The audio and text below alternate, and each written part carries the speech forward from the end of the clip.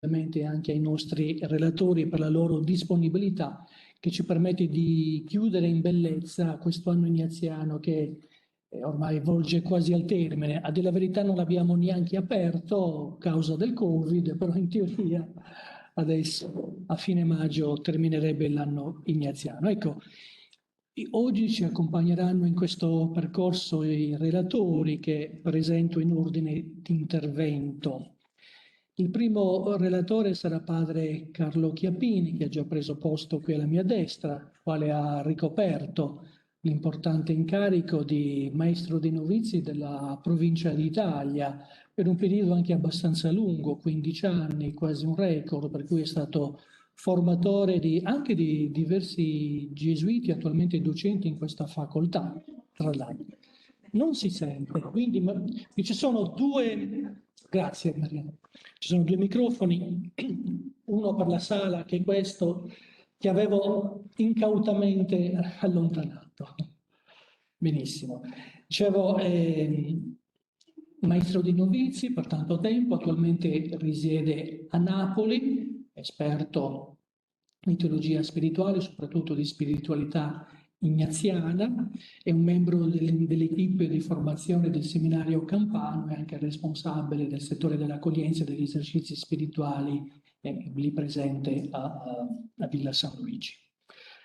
La professoressa Alessandra Pasolini, già docente di storia dell'arte moderna presso l'Università di Cagliari, con un lungo trascorso anche presso la Soprintendenza alle Belle Arti di Cagliari. Ecco, potremmo definirla un'esperta di iconografia sacra. La sua bibliografia di monografie, articoli vari, abbastanza sterminata, per cui non è possibile citarla.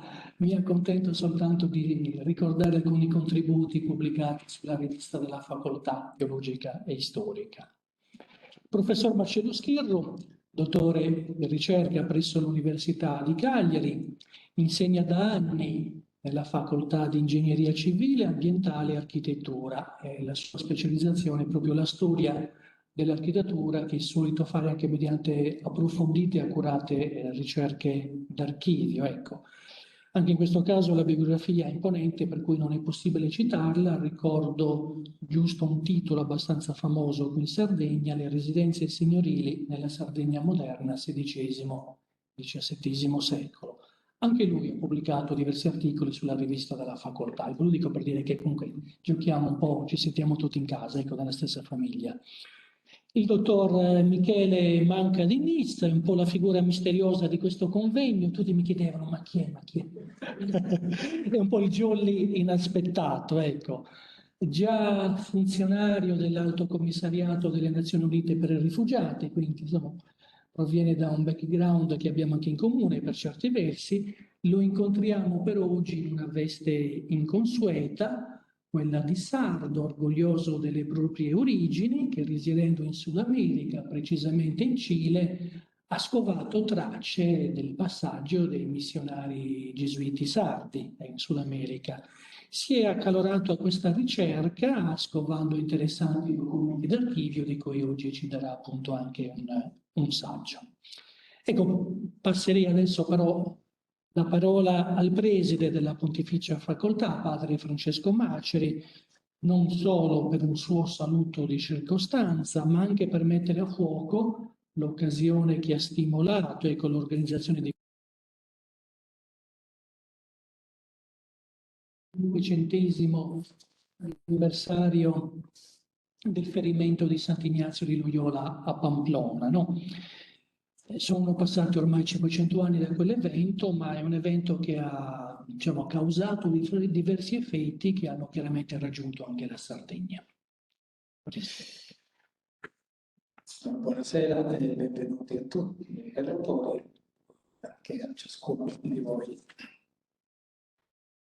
Inizio questo mio saluto con un richiamo storico utile a consentire una maggiore consapevolezza circa il significato sia di questo incontro, sia del motivo per il quale esso si tiene in quest'Aula Magna e non altrove. Il luogo non è mai un fatto secondario o occasionale. Intorno al 20 maggio del 1521, nella città di Pamplona, durante l'attacco delle truppe francesi accorse in aiuto di Enrico d'Albret, pretendente al trono di Navarra, Íñigo di Loyola, fedele fino alla fine all'imperatore Carlo V, è colpito da una palla di bombarda che gli frattura una gamba e ferisce malamente l'altra. Da qui inizia la vita del pellegrino, come egli stesso si presenta nell'autobiografia. Abbandonando una vita dedita alla vanità del mondo e alla ricerca del piacere e della fama nell'esercizio delle armi, attraverso prove ripetute e istruttive, impara ad affidarsi sempre più a Dio. Un cammino lungo e profondo che lo condurrà a disporre sempre meno della propria vita per affidarsi totalmente alla guida dello Spirito Santo. La Compagnia di Gesù dal 20 maggio 2021 al 31 luglio 2022 celebra il quinto centenario di questo avvenimento. L'importanza decisiva non solo per la vita di Íñigo di Loyola, ma anche per la sua nascita, la nascita della Compagnia, il suo sviluppo e la sua missione. Specifico di tale missione della Compagnia è stato ed è ancora porsi al crocevia di Chiesa e società, fede e cultura, contribuendo in modo rilevante e generoso alla crescita civile e religiosa. Questo convegno ci aiuterà a conoscere le caratteristiche di tale vocazione precipua dei Gesuiti e ad apprezzarne le realizzazioni nell'arte e nell'architettura dell'isola. Nella loro concezione e realizzazione, oltre che nella pratica degli esercizi spirituali, i Gesuiti sono stati ispirati dal desiderio della maggior gloria di Dio e hanno illustrato e divulgato la contemplazione della creazione e della storia della redenzione umana. È doveroso ricordare che non c'è stato soltanto il contributo spirituale e culturale della Compagnia di Gesù offerta alla Sardegna. C'è stato anche l'apporto coraggioso, ricco e intelligente di numerosi sardi che, salvando le porte dell'isola per le terre d'oltreoceano, si sono uniti alla missione letteraria, artistica e scientifica, oltre che spirituale, dell'ordine fondato da Sant'Ignazio. Alcuni di essi saranno ricordati tra poco. Con questo convegno la facoltà teologica non solo si unisce alla celebrazione di una ferita che fu un felice inizio, un'espressione del nostro generale, e che portò alla fondazione della Compagnia di Gesù, bensì contribuisce anche alla conoscenza e alla fruizione del patrimonio artistico-culturale della Sardegna. Non è un evento autocelebrativo di noi gesuiti. Radici e tradizioni, dice Papa Francesco, sono la garanzia del futuro. L'interesse che stasera rivolgiamo al passato mira lontano, al futuro, nella speranza che veda ancora gesuiti, chiese locali e istituzioni culturali sante pensare e agire insieme per vedere nuove tutte le cose in Cristo. Ringrazio ciascuno di voi per l'attenzione e vi auguro buon proseguimento.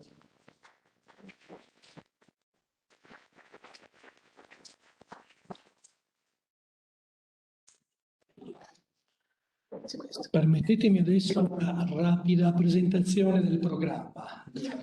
Ovviamente partendo dal titolo, no? Spiritualità, arte, missione, Gesuiti e Sardegna.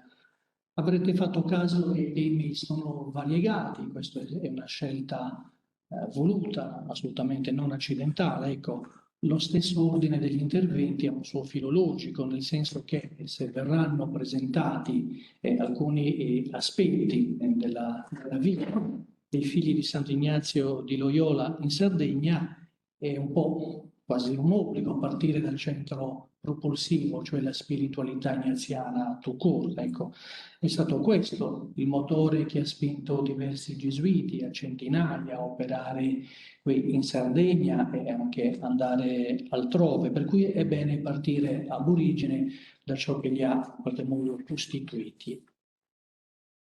Ecco, seguiranno poi due relazioni sui frutti della presenza gesuitica qui in Sardegna. La prima che riguarda l'iconografia ignaziana delle principali chiese gesuitiche sarde, la seconda uno studio sulle vicende insediative delle residenze gesuitiche del centro Sardegna. Ovviamente i gesuiti sardi non hanno operato soltanto in Sardegna, chiediamoci allora, sono stati capaci di arricchire culture e mondi lontani, a quali vicende umane sono stati soggetti. Ecco, questo un po' in sintesi è il menù della serata che, come potete osservare, spazia dalla spiritualità, appunto, all'arte, alla missione, in Sardegna e non solo. Quindi iniziamo col primo relatore, padre Chiappini. La sua relazione ha come titolo Gesuiti nella storia, il modo nuestro de proceder. Il relatore, appunto, vi ho detto, specialista di spiritualità ignaziana, intende rispondere alla domanda: cosa sta dietro a questi uomini? Qual è il loro segreto? Pur nella variegata attività che li contraddistingue, è possibile individuare un comune modus operandi? Se sì, quali sono le caratteristiche principali di questo corpo apostolico?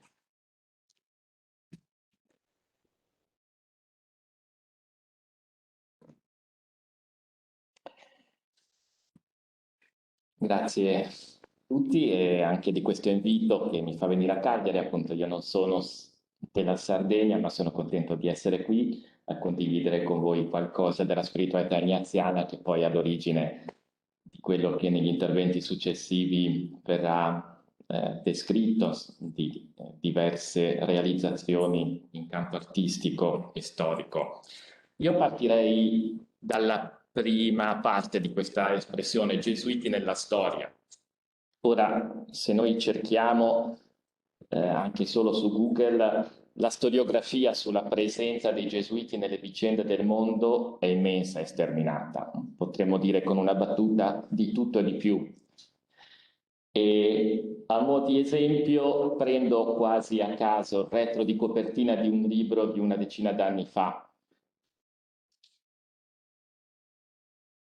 Ecco, nel retro di copertina di questo libro, Avventure dell'obbedienza nella compagnia di Gesù, è scritto così: il volume raccoglie le vicende di uomini della compagnia di Gesù, alcuni illustri, altri sconosciuti, che con le loro esperienze, talvolta eccentriche, tal'altra addirittura al limite della disobbedienza, contribuiscono a restituire l'immagine irrequieta e vitale di un ordine religioso protagonista della storia del mondo moderno. Ecco, mi sembra che sia una buona descrizione della presenza dei gesuiti nella storia. Ma allora, come prima diceva padre Piretto, ci chiediamo che cosa sta dietro a questi uomini, eccentrici talvolta al limite della disobbedienza. Qual è il segreto dei gesuiti? Qua riprendo il titolo di un libro di qualche decina d'anni fa di un autore gesuita francese. Qual è il segreto dei gesuiti? Cosa sta dietro? Qui dobbiamo risalire alla spiritualità ignaziana e esattamente al modo nuestro de proceder, il nostro modo di procedere. Questa è un'espressione che Sant'Ignazio usa già nel 1539 scrivendo a un suo nipote, gli dice: il vicario di Cristo, il Papa, ha confermato e approvato il nostro modo di procedere. E poi diventa un'espressione tipica tra i primi gesuiti per indicare la spiritualità della Compagnia di Gesù, non solo ignaziana. Allora ci chiediamo che cos'è una spiritualità, non solo la spiritualità ignaziana, ma più in generale. Una spiritualità è innanzitutto un'esperienza personale di Dio e quindi una certa maniera di sentirlo e di dirlo. Ma non solo, perché ci sia una spiritualità, questa esperienza di Dio deve diventare anche una via per andare a Lui, una particolare pedagogia, non solo un'esperienza che la persona vive, ma anche la sua capacità di trasformarla in un cammino verso Dio, sulla quale poi altre persone si incamminano.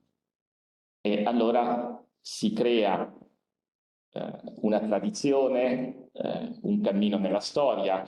Ci sono nella storia diverse spiritualità. Ricordo per esempio la spiritualità benedettina tra le principali, no? Chiaramente nel suo tempo, la spiritualità certosina, la spiritualità francescana. Ognuna delle spiritualità nasce in un particolare periodo storico, quasi come una risposta a volte alle caratteristiche di questo tempo storico, a volte anche come una specie di contestazione. Per esempio, la spiritualità benedettina nasce in un momento critico, alla fine dell'impero romano, la disgregazione, ed è una risposta a questa situazione. Quindi la grazia di Dio, l'iniziativa di Dio si mescola, passa attraverso le vicende della storia. E così anche la spiritualità francescana, che nasce, ordini mendicanti, nell'epoca in cui comincia una società mercantile, comincia per esempio la pratica delle banche, l'uso del denaro, e non a caso Francesco è proprio in contestazione a questo, no? All'uso del denaro. I francescani, secondo il suo principio, non possono avere e toccare denaro. E così anche la spiritualità ignaziana e il modo nuestro de proceder nasce in un particolare tempo, è segnato da questo tempo. Il XVI secolo è un tempo in cui i confini geografici e culturali del mondo esplodono, vengono meno. È il tempo dei viaggi e delle grandi scoperte di nuove terre, per esempio dal punto di vista geografico. E per quello che riguarda il mondo interno è il tempo della riforma, quindi quelli che erano gli equilibri stabili del mondo traballano, anzi si frantumano. È in questo tempo che nasce la spiritualità ignaziana e il modo nuestro, cioè dei gesuiti, di procedere. E quindi anche a partire da questa situazione storica, culturale, sociale, che la spiritualità ignaziana ha alcune caratteristiche particolari. Quali sono queste caratteristiche? Beh, certamente, dicevamo all'inizio, si pone un'esperienza personale di Dio e l'esperienza personale di Ignazio di Loyola,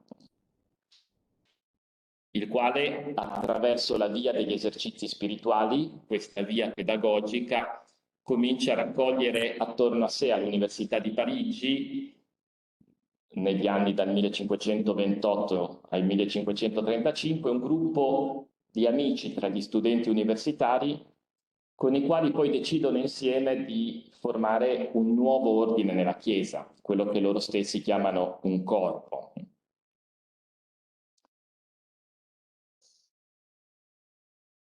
Alcuni testi, nel momento in cui questo gruppo diventa un gruppo istituzionale, la formula dell'istituto, le costituzioni, aiutano a mettere a fuoco meglio le caratteristiche di questo nostro modo di procedere.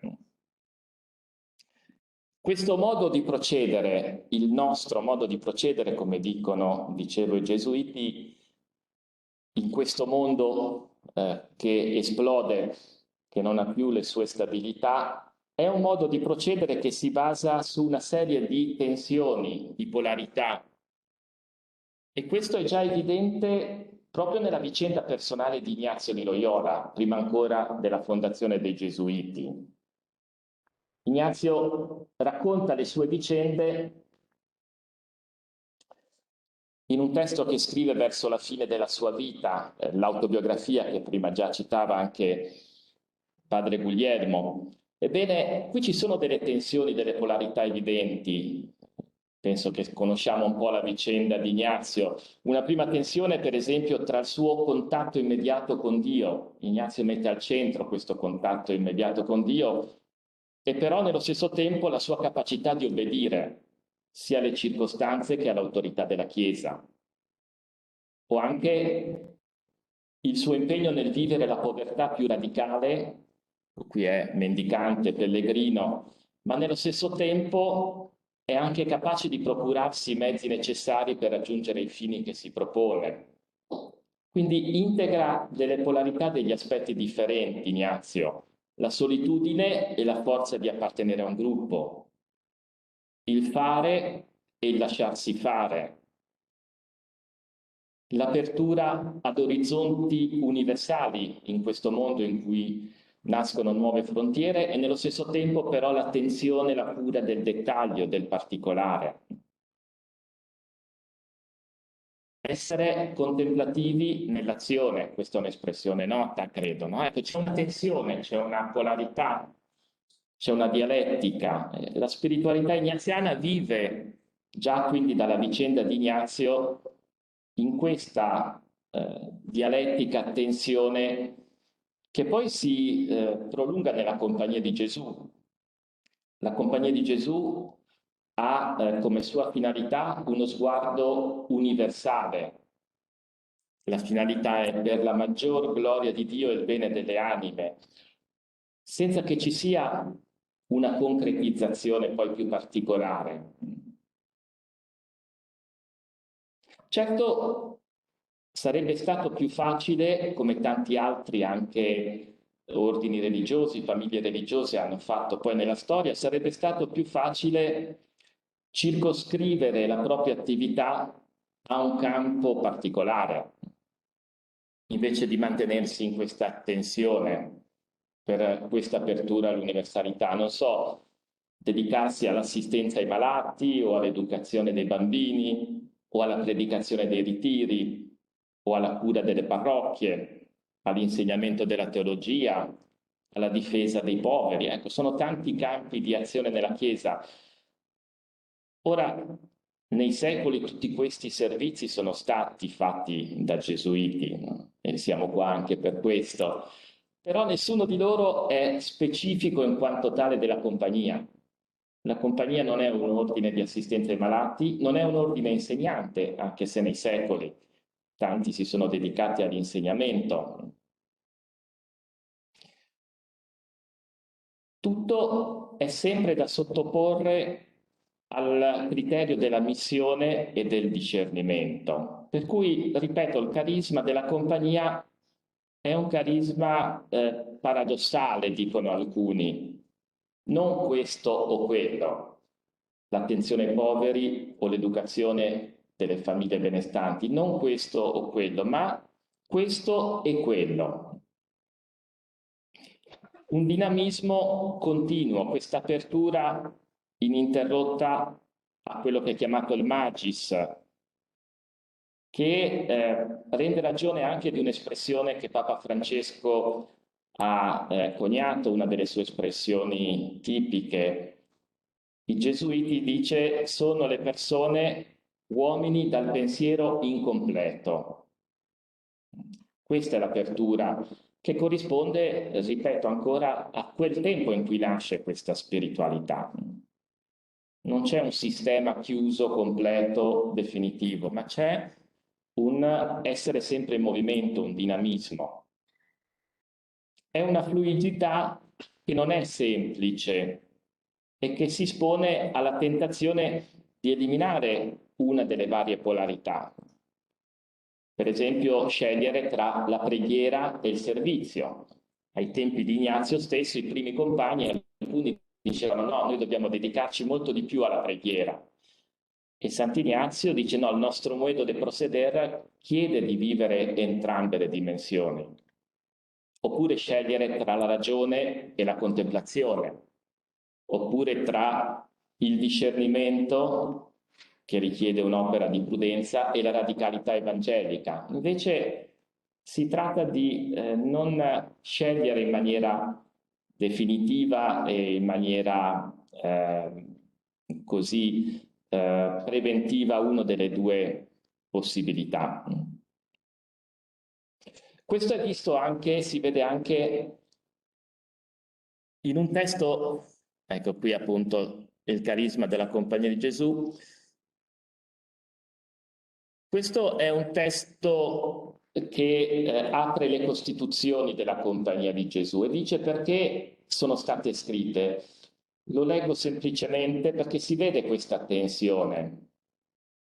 Perché sono stati scritti questi testi, queste costituzioni per reggere e gestire nel tempo il corpo della compagnia? Dice Ignazio, benché debba essere la somma sapienza e bontà di Dio, nostro Creatore e Signore, a conservare, guidare e condurre innanzi nel suo santo servizio questa minima compagnia di Gesù, come sia degnata di darle inizio, e da parte nostra debba giovare a ciò più di ogni altra costituzione esterna l'intima legge della carità e dell'amore che lo Spirito Santo scrive ed imprime nei cuori, tuttavia, perché l'amabile disposizione della divina provvidenza sollecita la cooperazione delle sue creature e perché tale è l'ordine del vicario di Cristo e gli esempi dei santi e la stessa ragione così ci insegnano nel Signore nostro, stimiamo necessario scrivere costituzioni che aiutino ad avanzare meglio, conforme al nostro istituto, nella via intrapresa del servizio di Dio. Una frase un po' lunga, ma il senso è quello che prima dicevo, non questo o quello. Noi ci fidiamo di Dio, è Lui il primo che deve portare avanti la compagnia, ma questo non toglie che sia utile scrivere le Costituzioni, dove c'è chiaramente invece tutto l'impegno umano del gruppo che riflette, ragiona su cosa è meglio. Vado verso la conclusione riprendendo due frasi che sono del XVII secolo, molto forti e molto sintetiche forse di tutto quello che adesso ho detto. La prima, un po' di gloria ad maiorem Dei gloria, la prima è questa espressione, sono due frasi latine ma facili da capire. Non coerceri maximo, contineri tamen a minimo, divinum est. Questo è l'elogio sepolcrale di Sant'Ignazio. A un secolo dalla fondazione della compagnia fu scritta un'opera sui primi compagni, Imago Primi Societatis, e furono da una mano anonima anche scritti quasi un po' dei motti su ognuno dei primi compagni, questo elogio sepolcrale. Questo riguarda Sant'Ignazio, ma riguarda benissimo la spiritualità ignaziana.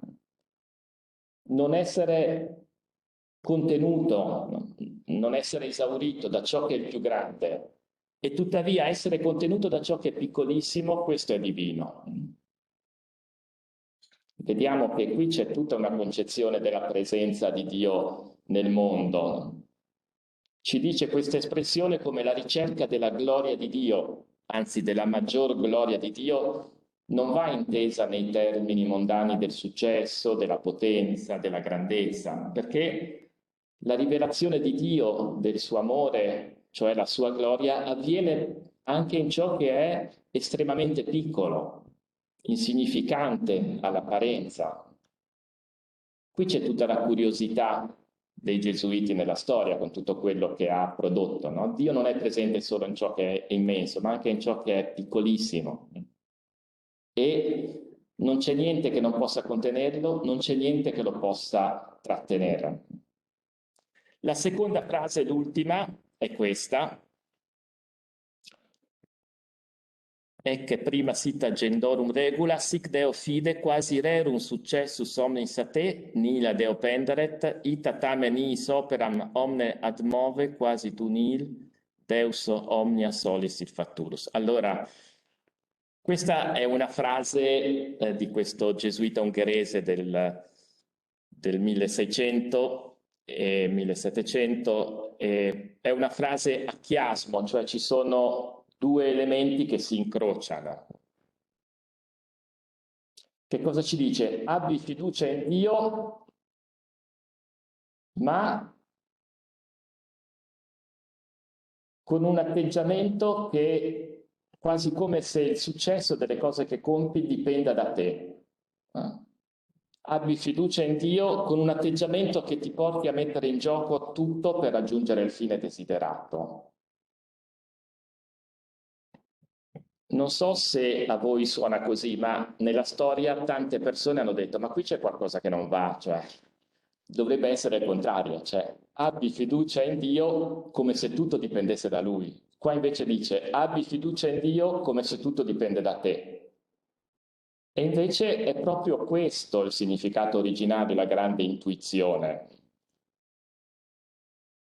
Cioè questa formula, abbi fiducia in Dio come se tutto dipendesse da te, cioè come se il successo dipende da quello che tu poi veramente riesci a mettere in opera, ci mostra bene come c'è un rapporto tra la grazia di Dio e la libertà umana. C'è un rapporto che è inestricabile. Mentre se noi dicessimo confida in Dio come se tutto dipendesse da Lui, in fondo useremo una tautologia. E poi le due parti della frase resterebbero tra loro divise, separate. Non ci sarebbe nessun influsso reciproco tra l'azione di Dio e l'azione dell'uomo. La seconda frase poi rovescia. Tuttavia, alle cose, ecco, metti tutto Nila Deo Pendaret, Itatan, is opera omne ad move, cioè metti nelle cose tutto l'impegno, come se tu niente, e invece Dio solo fa tutto, cioè impegnati senza riserva, come se tutto dipendesse da te, non da Dio.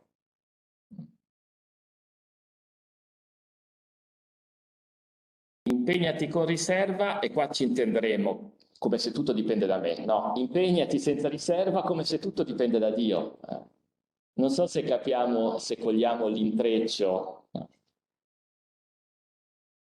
Che cos'è? Qual è il contenuto in questa seconda frase? Datti da fare per avere successo. E forse i gesuiti lo hanno fatto molto nella storia.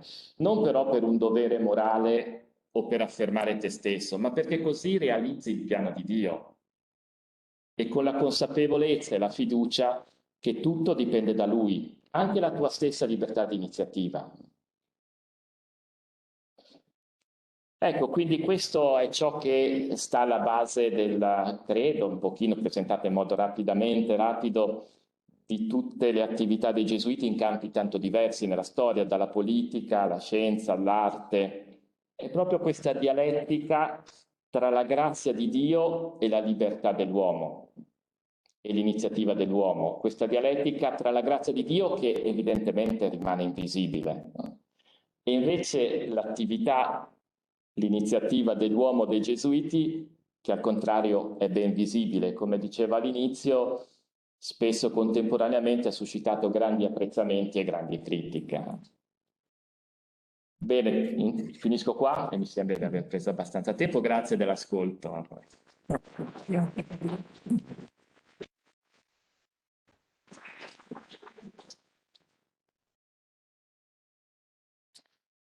Invito la professoressa Pasolini a accostare al tavolo.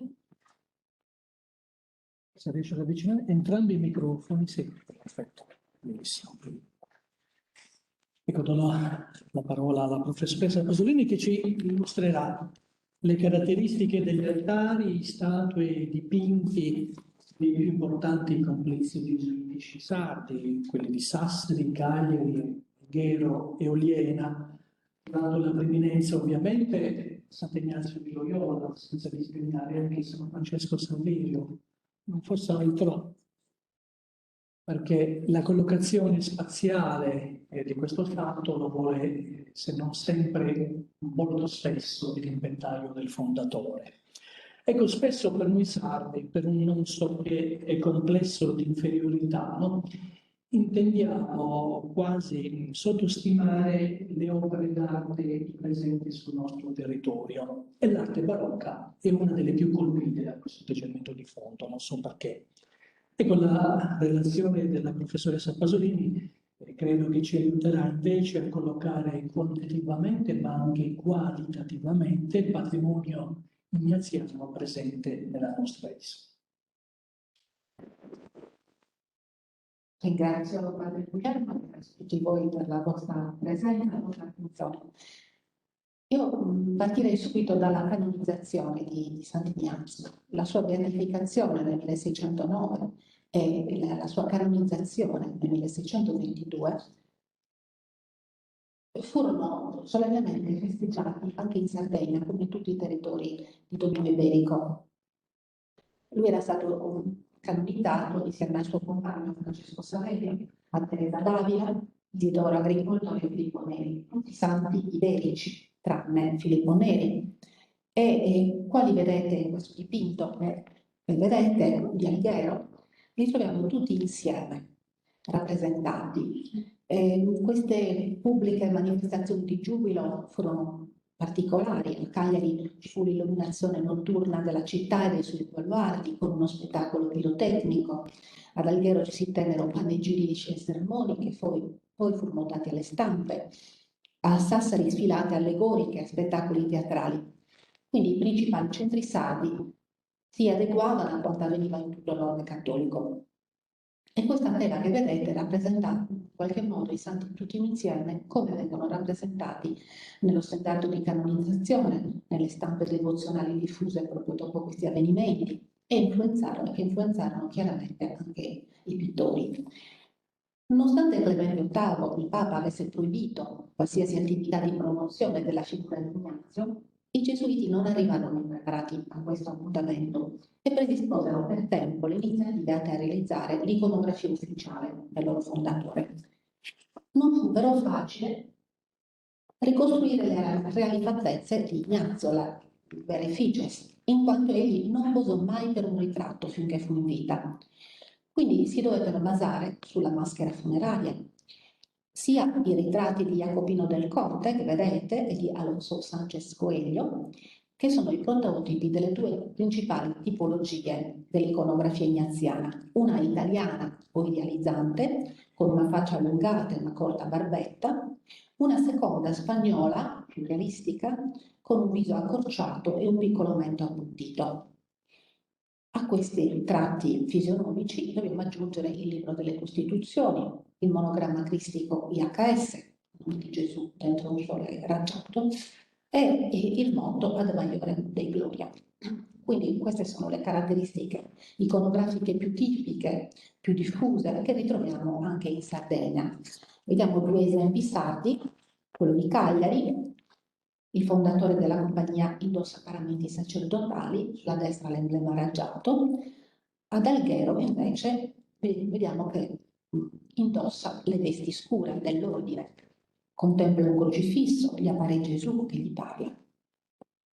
Furono un efficace strumento di diffusione del culto le vite illustrate, in particolare la vita del 1609, illustrata da Jean-Baptiste Barbey, bravissimi incisori fiamminghi, sulla base di disegni di artisti del rango di Rubens, oppure quella del 1610, che sono sempre corredate di didascalie esplicative, quindi l'immagine è sempre accompagnata da un testo scritto, in un continuo rimando tra parola e immagine, quindi diventa uno strumento di divulgazione molto molto efficace.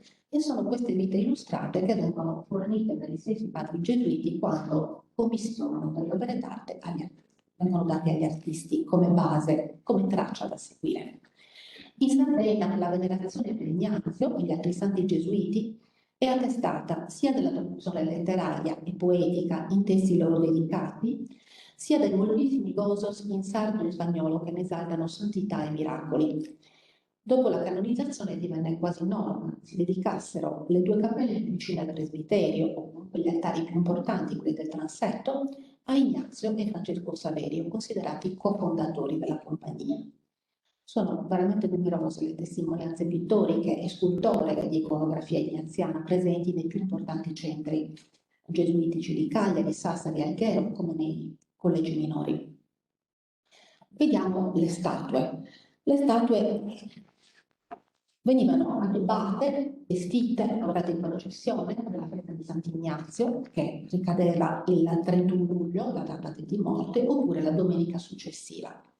Decorati a sgraffio con la tecnica detta in spagnolo estofado de oro, provenivano da Napoli o da botteghe sardo-campane attive nell'isola, cioè artisti napoletani immigrati in Sardegna. Sono esemplari importati, quelli di Oliena. Ignazio regge il libro della regola, Francesco Saverio allarga le vesti sul petto per rinfrescare il cuore infiammato d'amore per Gesù. L'attribuzione a Giovanni Battista Gallone negli anni 1621-22, quindi una datazione molto precoce e molto interessante, una attribuzione recente. Sappiamo che Giovanni Battista Gallone è uno scultore napoletano che fu collaboratore dello scultore Agnello Stellato, che dai documenti sappiamo che collaborò più volte con i gesuiti sardi. Considerando che l'istituzione del Collegio di Oriena fu autorizzata da Monsignor Bernardo della Cabra, l'arcivescovo di Cagliari, solo nel 1652, deduciamo che questa statua ignasiana non sia stata originariamente destinata, realizzata per Oliena, ma che provenga da un'altra sede gesuitica. Dai documenti sappiamo che c'erano bellissime statue lignee napoletane sia a Sassari, sia a Cagliari, a Santa Croce, a San Michele e a Santa Teresa, che vengono descritte negli inventari antichi e vengono decantate dal canonico Spano nella sua guida per la loro bellezza e monumentalità. Fu realizzata invece da uno scultore immigrato l'interessante scultura di Alghero, che rappresenta, purtroppo le immagini, forse bisognerebbe spegnere un po', passare le luci perché è molto fresco e non permettono di vedere le immagini, che rappresenta Ignazio con altezze ascetiche e severe. Proveniente dall'antica chiesa gesuitica, si trovava nell'altare di Sant'Ignazio fino a tardo Ottocento. Dopo il restauro, a sinistra vedete l'immagine prima del restauro, nella ridipintura ottocentesca, è riemersa la sfavillante finitura in estofado d'oro. Dove è andato a finire il suo gemello, San Francesco Saverio? Io propongo che possa essere finito a Trollari. Vedete, pesantemente ridipinta, sembra dipinta con l'urcone, macchina da corsa. E speriamo che però sotto conservi ancora l'originaria finitura, l'originaria cromia. Ad Iglesias sappiamo dai documenti che un retabolo ligneo accoglieva le statue di Ignazio e Francesco Saverio commissionate nel 1681 a Francesco Marstello, uno scultore napoletano attivo in Sardegna che aveva la bottega a Cagliari. Si trovavano nella chiesa, nella prima sede dei Gesuiti, la chiesa di Sant'Ignazio, fino al 1680. Dopo il trasferimento nella nuova sede, la chiesa del Collegio della Purissima, l'altare fu ricostruito in marmi meravigliosi, il bellissimo altare Pietro Pozzo, che conosciamo tutti, dedicato intitolato all'Immacolata, e quindi si perdono le tracce di questi simulacri. E allora io propongo che siano andati a finire a musei e a Sardara, perché sono compatibili con il modo di lavorare di Francesco Marziello, sia per l'intaglio delle vesti, sia per il modo di realizzare le mani e anche i volti. Gli occhi purtroppo sono stati sostituiti, sono in vetro e quindi nel corso del Settecento, dell'Ottocento, e quindi un po' trasformato le immagini, però possiamo ancora notare l'estofato d'oro nella statua di Sardara, mentre probabilmente in quella di Musei è nascosta dalla ridipintura che riveste tutta la superficie. Andiamo adesso a Sassari. A Sassari erano riservati a Sant'Ignazio e alla Vergine gli altari del transetto, come vedete classicistici con impostazione e pressoché coevi all'impianto architettonico della chiesa che fu consacrata nel 1609.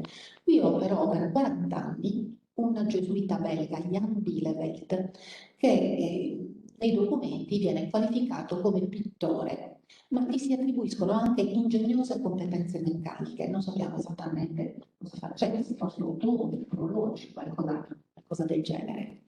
Però vediamo che come pittore, la visione di Sant'Ignazio alla Storta, che rappresenta uno dei temi più frequentemente riprodotti nelle tele, che rappresenta il momento in cui Ignazio, che va con i suoi compagni a Roma per incontrarsi col Papa, gli appare la Trinità e Gesù gli promette di essere in provizio a Roma, no?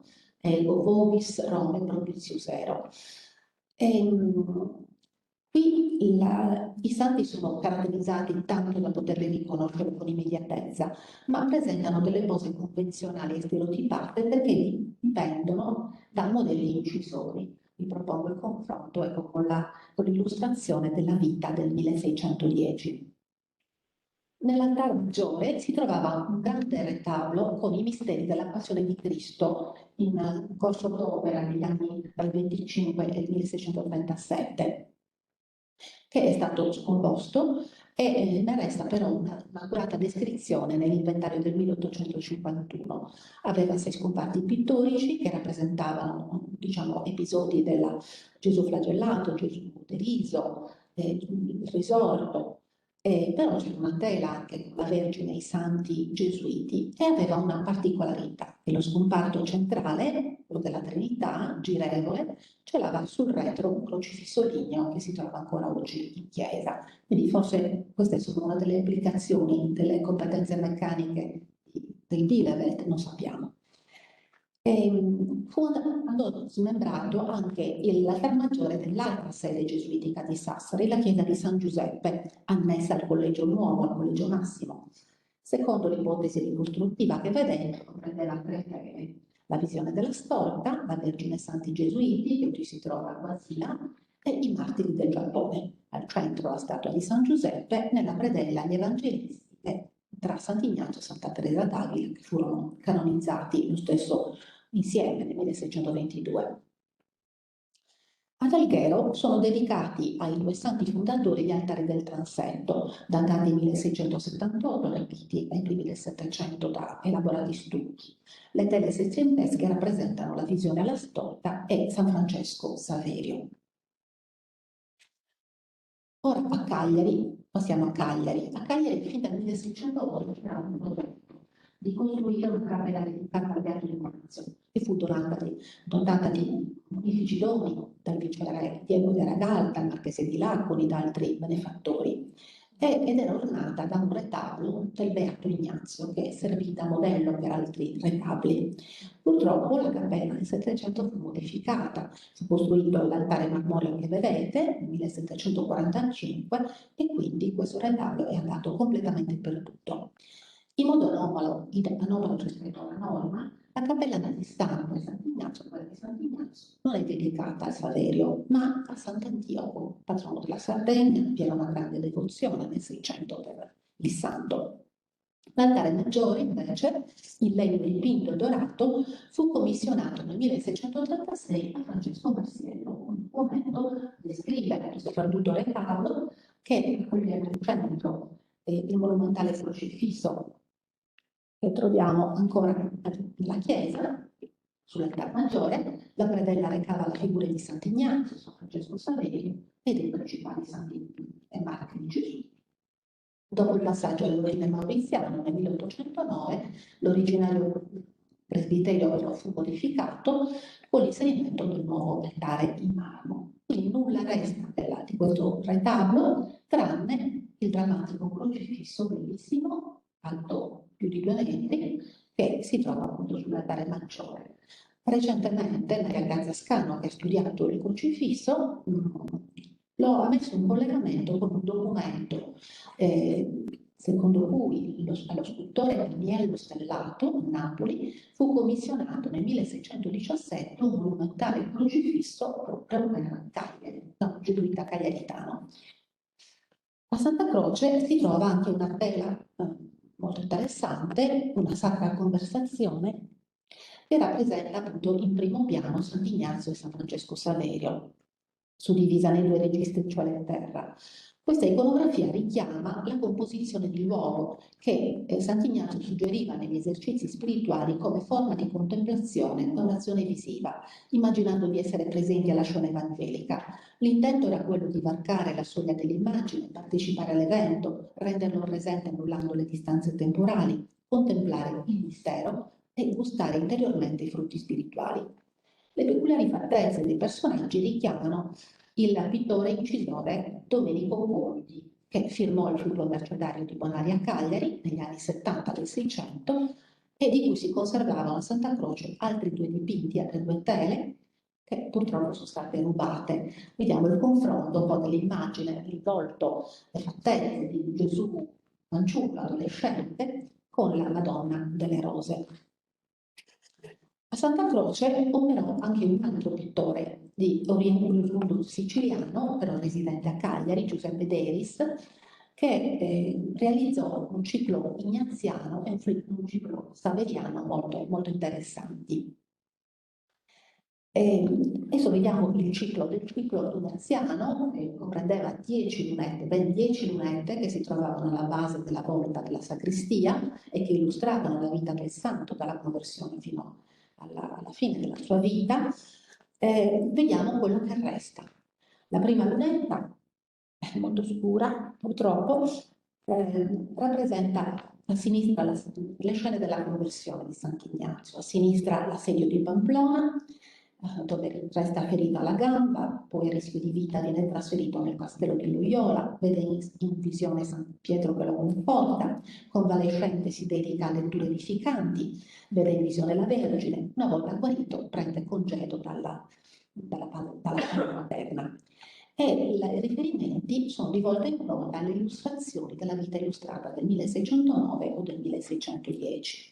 Un'altra lunetta, che doveva essere la sesta del ciclo, raffigura Ignazio a Gerusalemme, il suo ritorno a Venezia, il santo scambiato per una spia e catturato dagli spagnoli, in Terra Santa, al centro lo vedete maltrattato da un servo, per essersi, non c'è quell'immagine purtroppo, per essersi trattenuto a pregare, gli appare Gesù a confortarlo, e poi altri episodi minori.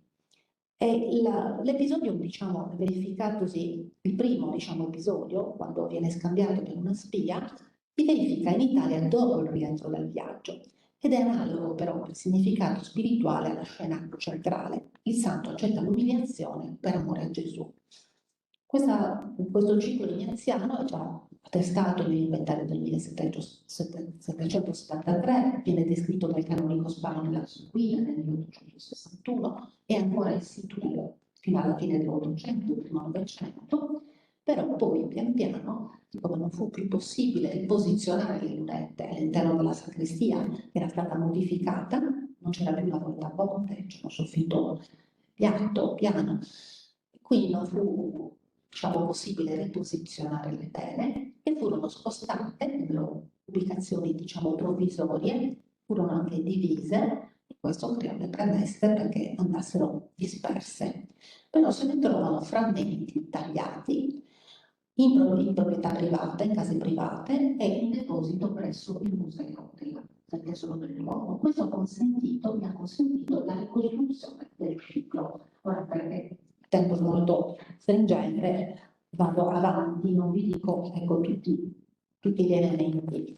Potrete poi leggerli, insomma, nell'articolo. A questo ciclo ignaziano si connette un ciclo saveriano che comprende 7 tele rettangolari che descrivono l'attività missionaria di San Francesco Saverio in India, Molucche e Giappone, che sono sempre attribuite a Giuseppe Deris. Sono molto vivaci per le caratteristiche descrittive, per l'ambientazione paesaggistica e naturale, le vedute.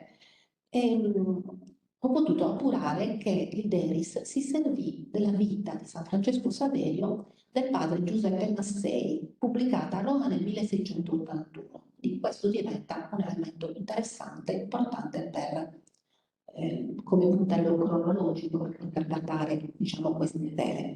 Rappresentano scene diverse che ho potuto identificare con chiarezza, il santo che opera all'interno di un ospedale, che predica davanti agli indigeni, risuscita un morto, recupera il crocifisso che gli era caduto in mare durante una burrasca, celebra la messa per la festa di San Michele, i demoni fuggono, si flagella per espiare i peccati di un soldato portoghese da lui confessato. In Giappone reca ricchi doni al re di Furi, tra cui un'icona venerata.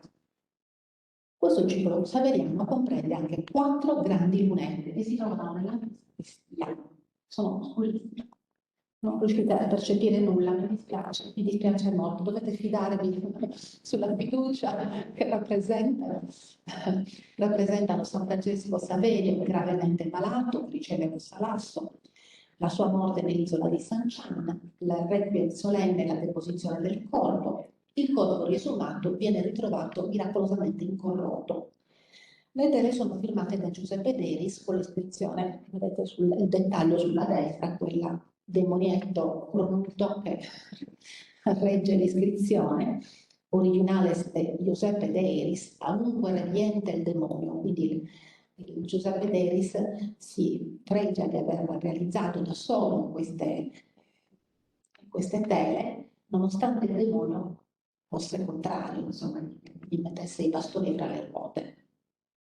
E in particolare la morte di San Francesco Saverio, ecco, ho potuto constatare che riprenda la ricostruzione dal bacigio nella tela che si trova nella chiesa di Sant'Andrea al Quirinale a Roma, che fu diffusa anche poi attraverso stampe e incisioni.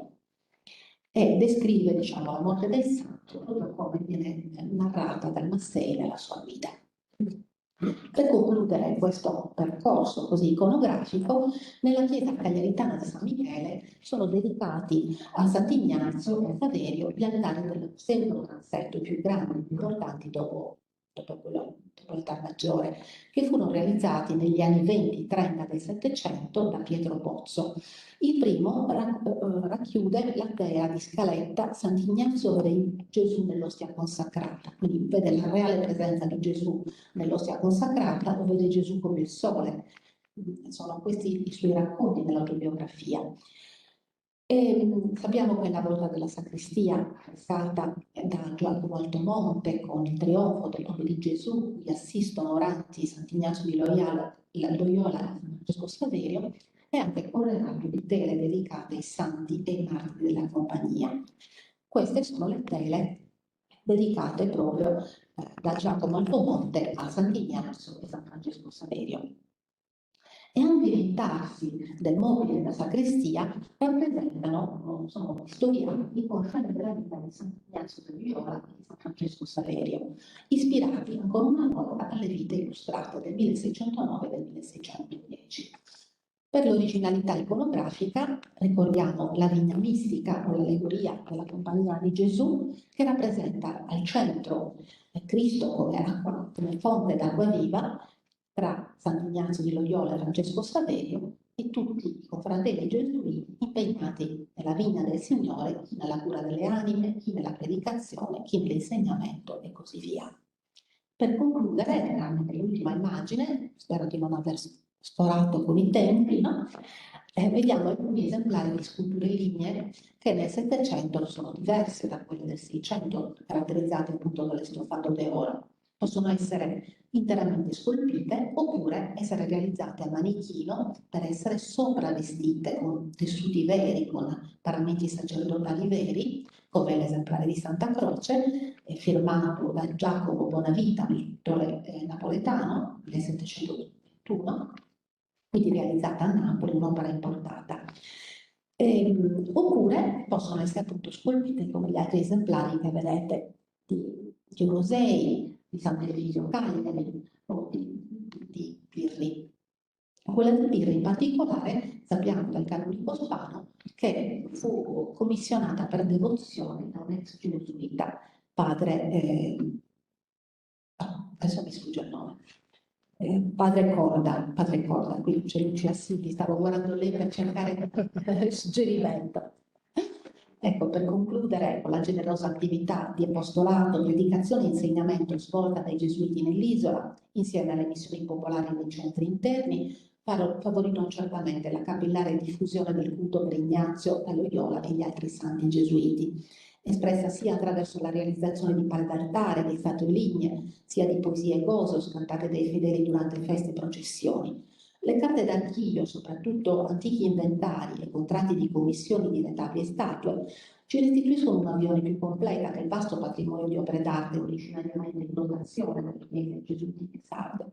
Quindi, nonostante spostamenti di opere, come avete visto, dispersioni, perdite subite da questo patrimonio, connesse alle ripetute soppressioni della compagnia, ma anche purtroppo a recenti furti, tuttavia possiamo dire che nelle chiese sarde è ancora apprezzabile l'estesa devozione ignaziana che conduttò l'età spagnola. Grazie.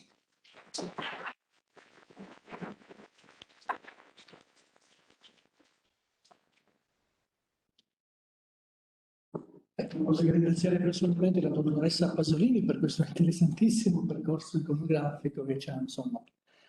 Benissimo, a seguire il dottor Schirru, il quale ci offrirà un contributo dal titolo Le residenze della Compagnia di Gesù nella Sardegna centrale, architettura e vicende insediative. Ora, effettivamente, se le residenze gesuitiche delle città principali, no, sono state ampiamente studiate, Cagliari, Iglesias, Sassari, Oliena, insomma, mi vengono le prime in mente. Ecco, devo anche riconoscere che il tema oggi offerto ci intriga in qualche modo perché mi pare che gli aspetti fondativi, architettonici ed urbanistici delle residenze di Bosa, Oliena, Nuoro, Ozieri, Bonorve e Murri siano abbastanza sconosciuti per certi versi, no? Ora, la presente relazione è anche frutto di una ricerca fatta su fonti d'archivio italiane e spagnole, per cui c'è da sottolineare che è fatta col contributo prezioso di materiale documentario qui sconosciuto qui in loco, quindi a maggior ragione ancora più prezioso. Buonasera a tutti, un sentito ringraziamento alla facoltà pontificia e in particolare al padre Guglielmo. E certamente ciò che vi racconterò adesso è basato assolutamente sulle fonti documentarie, preziosissimo, indispensabile strumento senza il quale ogni discorso diventerebbe abbastanza aleatorio. Affronterò principalmente queste tre tematiche, direi anche in ordine, intrattenendomi man mano di più. La prima è un racconto, mostrerò come sono dislocati in particolare nella Sardegna centrale. Naturalmente esistono studi, come anticipava il padre Guglielmo, su questi insediamenti gesuitici della Sardegna centrale. Ne esistono molti di più sugli insediamenti delle grandi città, naturalmente, gli studi si sono dedicati molto di più, anche perché, appunto, dal punto di vista delle fonti documentarie, molte più fonti sono disponibili per quanto riguarda le grandi città rispetto a quelli che sono gli insediamenti delle zone centrali. E questa è un po' la ragione per cui ho preferito scegliere questo tema piuttosto che i temi più battuti. Poi mi intratterrò sulle vicende fondative e poi cercherò di spiegare da un punto di vista architettonico perché sono state fatte le scelte architettoniche che appunto vedremo. Questa è la dislocazione delle residenze gesuitiche nella Sardegna centrale. Queste in azzurro che forse riuscite a vedere sono le case, quelle in rosso sono i collegi. Esiste una sorta di una vera e propria gerarchia, diciamo, di valore sia architettonico ma soprattutto amministrativo all'interno della compagnia. Non tutti gli insediamenti hanno la stessa importanza e soprattutto ricordo che affinché un territorio sia definito provincia dal punto di vista della Compagnia di Gesù è necessario che sia presente almeno una casa professa. La Sardegna ha una situazione particolare perché col tempo avrà ben 2 case professe, cioè sia a Cagliari che a Sassari. Quindi noi ci occuperemo di questa fascia centrale. Complessivamente, invece, riconoscendo anche le grandi città, possiamo vedere che la compagnia si è distribuita in maniera abbastanza capillare nella nostra regione, nella provincia sarda. Le zone bianche che vediamo, naturalmente, considerare che erano soprattutto all'epoca molto meno popolate e soprattutto si trovano in corrispondenza di rilievi montuosi o comunque di situazioni dove la popolazione era scarseggiata. Quindi certamente illustra anche una sorta di geografia demografica di quella che era la Sardegna.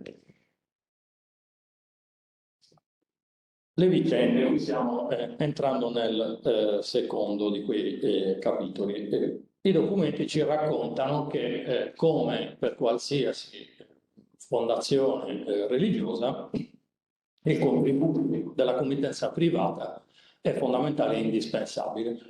La committenza in questi casi è invece abbastanza variegata.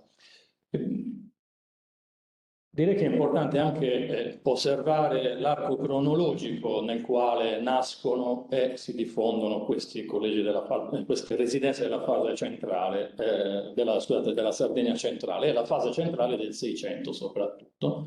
Direi largheggiando un po' il periodo che va dal 1620 al 1720, più o meno questo è il secolo nel quale nascono nella forma definitiva che noi oggi vediamo tutti questi insediamenti. Attenzione che questo discorso in teoria, anzi non in teoria, in pratica, vale anche per tutte le altre architetture e direi anche non solo della Compagnia di Gesù, perché è vero che la Compagnia di Gesù arriva negli anni 60 del Cinquecento in Sardegna, ma è anche vero che i primi collegi, il noviziato, ad esempio, che viene realizzato anche a Busacchi, nascono non nelle forme che conosciamo oggi, c'è l'insegnamento, il primo insegnamento dei padri che acquistano, gli vengono cedute da privati degli immobili, si insediano dentro questi immobili e poi sono necessari spesso vari decenni per reperire le risorse per poter realizzare le chiese, soprattutto.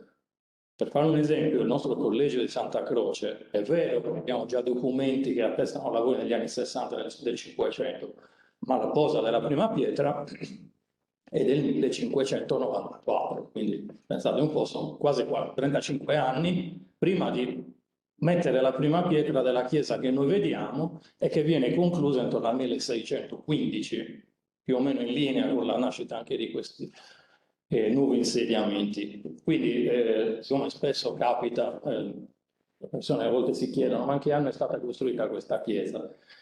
Forse sarebbe più giusto chiedersi in quanti decenni è stata costruita questa chiesa, e spesso questa è la storia che accomuna quasi tutte le chiese. Abbiamo invero una particolarità che è proprio gesuita per quanto riguarda la Sardegna.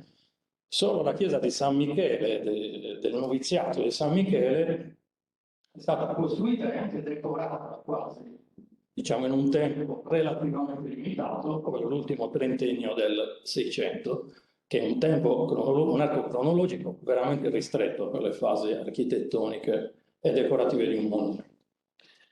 Citerei in modo particolare, qui in alto a sinistra, la fondazione del Collegio di Posano, perché è importante, tutte naturalmente sono importanti, ma perché si intreccia, connettendo i fili di tante altre vicende studiate con i fatti principali che si stanno svolgendo anche a Cagliari. Maria Porcella, che è la patrocinatrice quindi del Collegio di Bosa, è la sorella del barone Porcella, il barone di Serdiana.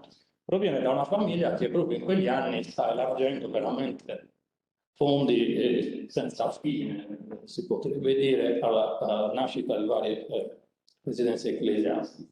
La cognata, moglie del barone, Antonia Mary Forest, ad esempio, a cavallo degli anni 30 del 600, cerca prima di fondare un convento di carmelitane scalze, non riuscendoci, e poi finanzierà la costruzione del convento di Santa Caterina nel castello, elargendo la bellezza di 81.000 lire. La nostra fondatrice destina tutto il suo patrimonio ereditario e alla fine, come se fosse una sorta di contentino, elargisce per il collegio di 2.500 lire. Teniamo presente che siamo in un'epoca in cui un bue costa 75 lire, un palazzo di piccole dimensioni ne costa 1.500-2.000, di grandi dimensioni 10.000. Questo rende chiara l'idea di veramente quali risorse alcuni committenti fossero disposti a investire nella costruzione di queste strutture. Naturalmente ottenere il patrocinio per lo ius patronato, lo ius seppellende, cioè il diritto di sepoltura nel presbiterio. È ancora più intrecciata la vicenda di questa nobildonna, perché si intuisce una cosa. Lei, come prima cosa, dona sempre il suo asse ereditario ai gesuiti, ma lo dona affinché nasca un collegio nella Marina. Questa può sembrare una cosa particolare, in realtà non lo è, perché i gesuiti come primo insediamento cagliaritano costruiscono il collegio di Santa Croce, ma hanno da subito l'intenzione di trasferirlo nella Marina, utilizzando la struttura del castello come casa professa, da cui il famoso altro lascito di Francesco Giorgi per la casa professa.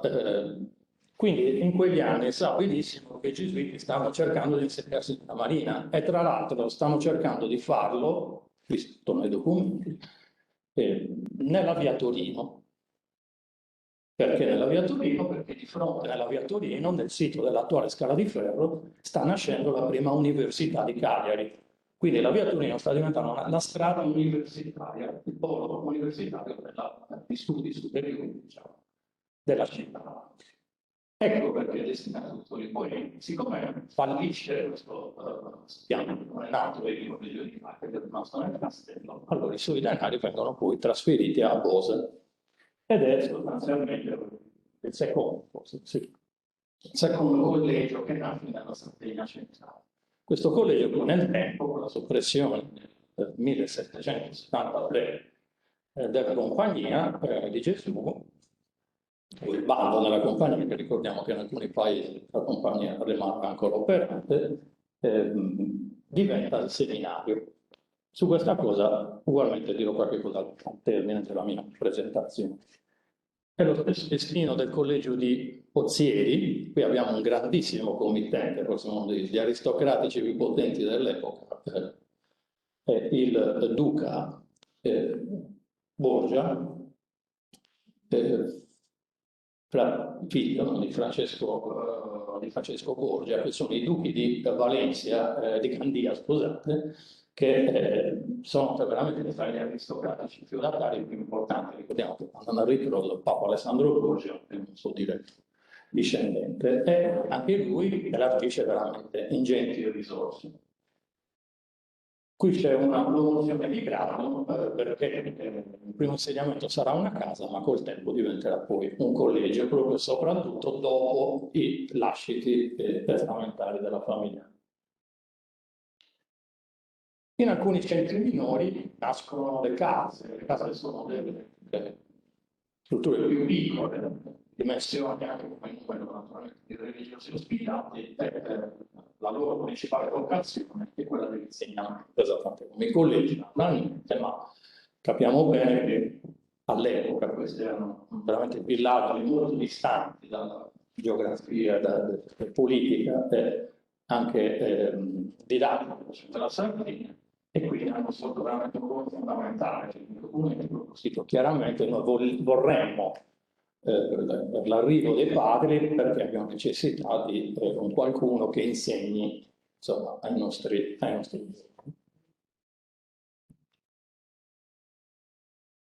E qui vengo alla parte più strettamente architettonica. Ci sono alcune riflessioni molto interessanti. Ad esempio, una tra gli elementi più significativi citerei senz'altro il progetto del collegio di Pozieri. Qui ci stiamo portando ai primissimi del Settecento, quindi dopo che la casa, che era già nata ed esistente, viene rifinanziata dal duca di Gandia, che tramite i suoi denari chiede il patrocinio ed ottiene il patrocinio, e tramite i suoi denari viene ricostruita trasformandosi in collegio. È molto interessante la chiesa. Dalla chiesa abbiamo questa testimonianza grafica che è un ridisegno cortesemente donato, prestato dall'architetto Cadone di Orsini, che ha ridisegnato un rilievo ottocentesco del genio civile, il genio civile aveva sostanzialmente tagliato via la chiesa, allora ancora in corso di costruzione, per tracciare la nuova strada che è diretta ad Olbia, da Tempio, scusate, da Alghero ad Olbia. Questo lavoro stradale aveva dato via la chiesa, che però era rimasta una incompiuta dopo il bando compagnia del 1773. Tuttavia le murature erano ben visibili anche arrivate ad una certa altezza ed è molto interessante questa pianta centrica perché è assolutamente riconducibile a un certo e ristretto gruppo di maestranze che sono attive nella Sardegna del primo Settecento e sono maestranze lombarde. Noi abbiamo alcuni esempi simili, a parte il San Michele che vediamo qui in bianco, San Michele di Cagliari, che ha una pianta centrale, chiaramente dai documenti che lo costruiscono maestranze genovesi, subito dopo il progetto di ricostruzione della chiesa viene affidato a maestranze della regione dei Laghi. E difatti abbiamo questo tipo di pianta centrale. Naturalmente non sono identiche, però formalmente sono piante centriche con cappelle radiali e questo profondo presbiterio. Nel Morese ricordiamo il santuario di Nostra Signora di Loreto, costruito esattamente in quegli anni e affidato a maestranze della regione dei Laghi provenienti dai cantieri sassaresi. Sono i montoni a quaglio che stanno, o quagli, come lo si vuole pronunciare, che stanno dirigendo tutta una serie di fabbriche molto molto importanti e che portano con sé naturalmente questa tradizione proveniente dal nord Italia. Ricordiamo anche che spesso queste chiese non se la sono vista bene, infatti ad esempio questa chiesa ha perso tutti gli stucchi interni e sono decori rococò che probabilmente sono andati, allora nel caso di Uzziri sono stati non realizzati perché la chiesa era non incompiuta, ma in questo caso sono andati perduti con i restauri successivi. Quindi purtroppo il decoro, poi naturalmente applicato all'architettura, dà una sostanza ulteriore, in molti casi non possiamo. Piante centriche nella compagnia abbiamo tantissime, solo la più importante è quella del noviziato romano, quindi il più importante di tutti, realizzata a Bernina a metà del Seicento. L'altro aspetto architettonico è il proliferare di questa pianta che un tempo è stata definita a modo nostro gesuita, perché si riteneva una sorta di macchina fotocopiatrice, che venisse riprodotto ogni volta. In realtà si vedono tantissime differenze, ma è interessante capire un po' da dove deriva questo modello di pianta con allungata, lungo presbiterio. Ricordo che i padri gesuiti utilizzavano il presbiterio anche per rappresentazioni teatrali a carattere religioso, naturalmente, e con le cappelle in successione.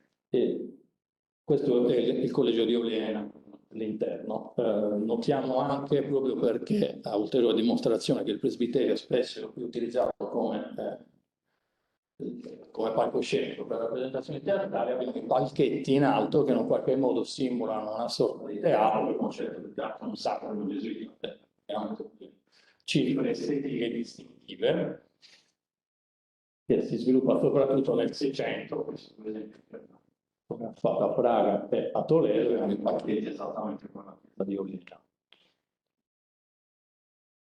Chiesa di Gesù è stata presa come archetipo di questo modello, prima che parlo per questo modello, ma soprattutto è interessante capire che questo modello deriva molto probabilmente dalle prime chiese confraternali. Le prime chiese confraternali che hanno la caratteristica di essere molto semplici, di avere delle campate identiche costruite in successione, avere questo presbiterio pronunciato. Teniamo presente che gli inizi della compagnia, sia come dal punto di vista di come si propongono, stile di vita e anche delle sue architetture, sono molto diversi da ciò che accadrà dalla Controriforma in poi. Noi siamo abituati a un ordine gesuita fastoso dal punto di vista decorativo.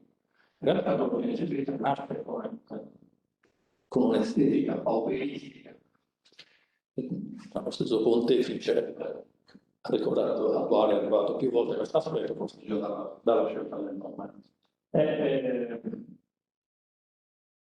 Ha degli indubbi vantaggi una chiesa costruita in questo modo, soprattutto dal punto di vista tecnico-costruttivo, perché può essere costruita per fette, per fasi successive, appena arrivino i finanziamenti per poter costruire, se non ci sono finanziamenti disponibili, la fabbrica può essere interrotta, semplicemente mettere contrafforti in corrispondenza di questa facciata che cammina. Il caso più emblematico di una chiesa fatta così, che mi è capitato di incontrare nei documenti, è la chiesa di Santa Lucia di Cagliari, della Marina, guarda caso chiesa confraternale, che viene costruita tra gli anni 20, 30 e 600, proprio per cantieri che si sommano l'uno sull'altro fino a completare l'edificio. Quindi tempi rapidi, tutto sommato, risultato sicuro è la capacità, la possibilità, scusate, di utilizzare la Chiesa per il fine principale, cioè quello, il fine cosiddetto didascalico, cioè insegnare ad una popolazione che è di fedeli, che naturalmente era principalmente non istruita, per immagini forti, chiare, il messaggio cristiano. E tra tutte queste chiese confraternali ce n'è una che molto probabilmente ha un valore, ha un valore importantissimo per la compagnia, è quella della Santa Caterina dei Funari di Roma, la quale viene direttamente affidata al patrocinio di Sant'Ignazio di Loyola. Siamo nel 1536, dal 64 viene ricostruita. Vedete, sono quegli anni da cui partono pian piano tutte le fabbriche, comprese quelle cagliaritane. Quindi tutte le chiese gesuite la maggior parte delle gesuite cominciano a adottare nelle forme più varie questi modelli famosissimi, questa di destra San Fedele di Milano, dietro c'è un grandissimo committente. C'è un grande progettista Pellegrino Tibaldi, ma c'è un grandissimo committente che è ovviamente San Carlo Borromeo. Ed è la chiesa della casa del professo degli Gesuiti. Secondo me approva con i Gesuiti questo modello in Sardegna nel tentativo di costruire la chiesa di Santa Croce, ma siccome quella fabbrica, come vi ho detto prima, si protrae nel tempo, in realtà chi riesce a farla prima a livello cronologico è la nazione dei Liguri. Il gruppo mercanti liguri sono hanno le più alte disponibilità economiche all'epoca, la piazza cagliaritana e costruire la chiesa di Santi Giorgio e Cazzini.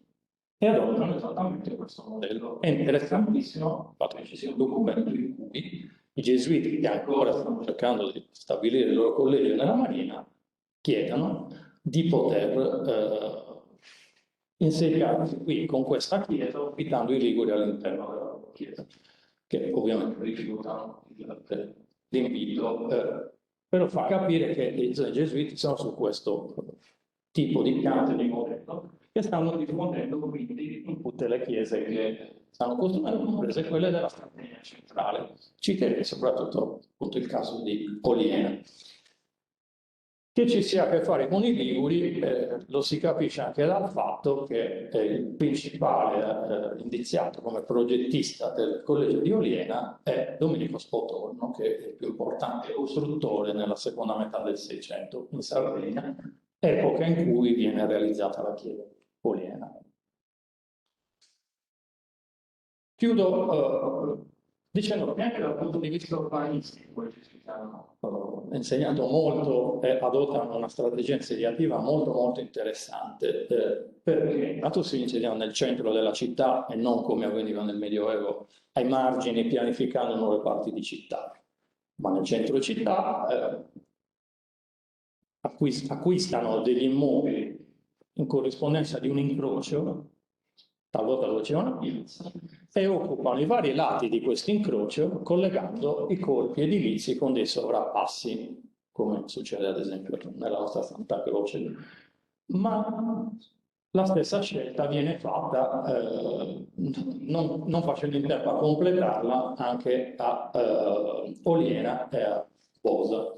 Qui il caso di Oliena si vede bene, ad esempio, che non è un puntatore, ma si vede che c'è il grande, la chiesa, il grande coro trasversale, c'era la preparazione, la predisposizione per il chiostro dove c'è quel grande albero centrale e c'è anche il vicolo lateralmente a quell'albero su cui doveva probabilmente continuare ad estendersi il collegio.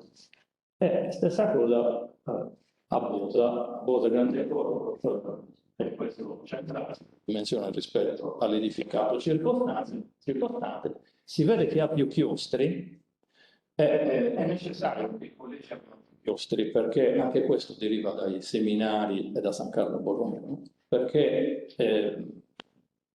è un edificio promiscuo, non è come i conventi del Medioevo che sono destinati alla clausura o a una vita ritirata, ma se non istituto scolastico, il collegio ospita insegnanti che possono essere padri gesuiti oppure laici, ospita gli studenti che ovviamente sono di varie stazioni che soggiornano pagando le piazze all'interno di queste strutture. Quindi c'è una vita proprio, c'è una quotidianità fatta di necessità di spazi, di funzioni, di luoghi di spazio architettonici che vengono collegati con più chiostri. Ed ecco perché la necessità di scavalcare per separare tramite gli isolati contrapposti queste funzioni che spesso non possono essere a stretto contatto. E anche qui si vede che sulla sinistra c'è una casettina che poi si collega al residuo di una strada interna che è stata inglobata dall'isolato e che sicuramente bucava viabilità. E la casa a fianco vedete che è il residuo di un altro chiostro grande centrale, e quindi si intuisce che probabilmente anche lì i collegi dovevano in qualche modo scavalcare questo vincolo senza riuscirci. Questa modalità insediativa poi è stata adottata e imitata soprattutto dai nuovi ordini di moderna istituzione. Quindi c'è tanta architettura, ci sono tante naturalmente opere d'arte che finiranno dentro l'architettura, come abbiamo visto prima, è una fase della storia dell'architettura sarda molto molto interessante, molto molto importante. Vi ringrazio per l'attenzione.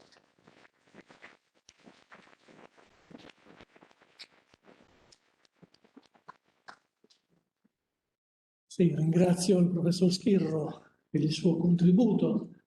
Ci ha fatto compiere questa escursione culturale del centro Sardegna, ma in qualche modo mi ha anche ricordato che anche la facoltà è coinvolta in un progetto di turismo religioso, nel senso che l'essere un po' a conoscenza, mettere insieme un po' tutti i vari passaggi, la presenza di maestranze, libri, intelvesi del centro Italia ci ricorda quel laboratorio architettonico che la Sardegna è stata un po' in quei secoli, quindi giustamente, ecco, questo a ricordarci quello che accennava prima Preside, non è un'autocelebrazione da nostra, ma cercare di riacchiappare un po' quello che è il filo rosso dell'architettura sarda anche per ulteriori sviluppi. Bene, ultimo contributo è quello del dottor Manca. Quale delle esplorazioni dei vari archivi europei e sudamericani ha appunto scoperto aspetti interessanti dei gesuiti sardi, ecco, che non saranno però oggetto della trattazione odierna, lo lasceremo magari in vista di ulteriori pubblicazioni future. Il tema che oggi verrà trattato sarà invece quello, tra l'altro anche abbastanza sconosciuto per certi versi all'interno delle compagnie, sulla sorte dei missionari, dei gesuiti che si sono ritrovati nei domini spagnoli al momento della cacciata da questi domini nel 1767 a opera di Carlo III d'Asburgo. Dico aspetti abbastanza sconosciuti perché finché la compagnia non è soppressa col bando universale, con l'editto di soppressione 1773, le nostre fonti archivistiche sono abbastanza buone. Dopodiché cala veramente il silenzio, per cui bisogna rifarsi poi a fonti interne, insomma, ad archivi locali e quant'altro. Ecco, allora, in qualche modo questa ricerca del dottor Manca ci aiuta un po' a rispondere a qualche domanda, ma qual è stata la sorte dei gesuiti missionari sardi appunto in Sud America?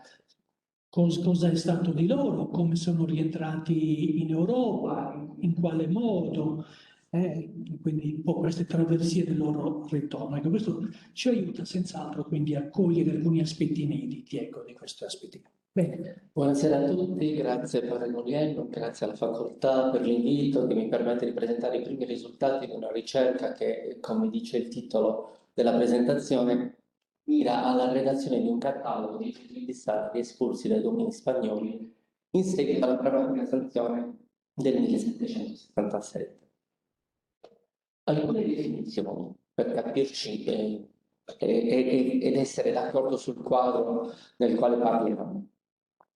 La drammatica sanzione del 1767 è la decisione di Carlo III, esiste una vastissima storiografia sulle ragioni, sul perché, sul per come. Ai fini di questa presentazione prendiamo atto che il 2 aprile 1767 la Spagna ha deciso di espellere i gesuiti dai propri domini. Un catalogo dei gesuiti sardi. Esiste oggi un catalogo dei gesuiti sardi espulsi?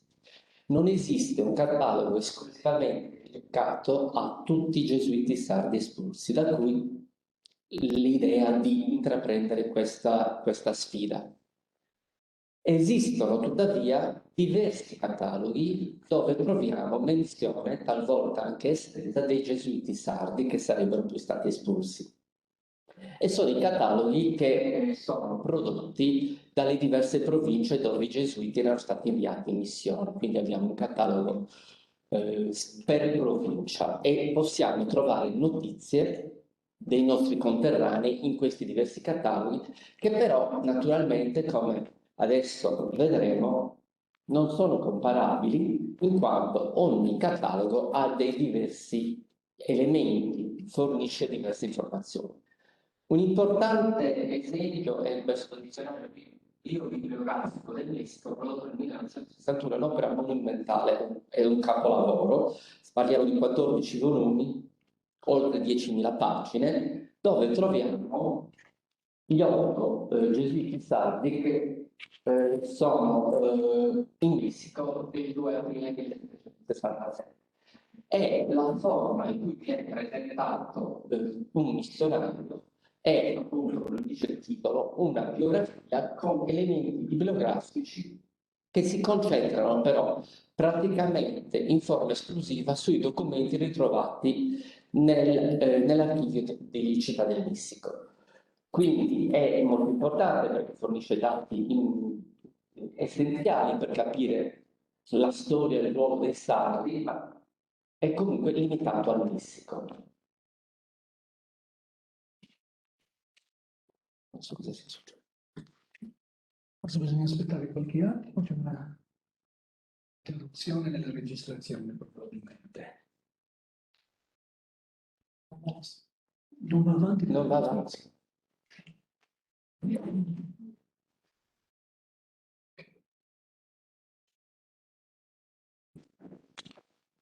Ecco.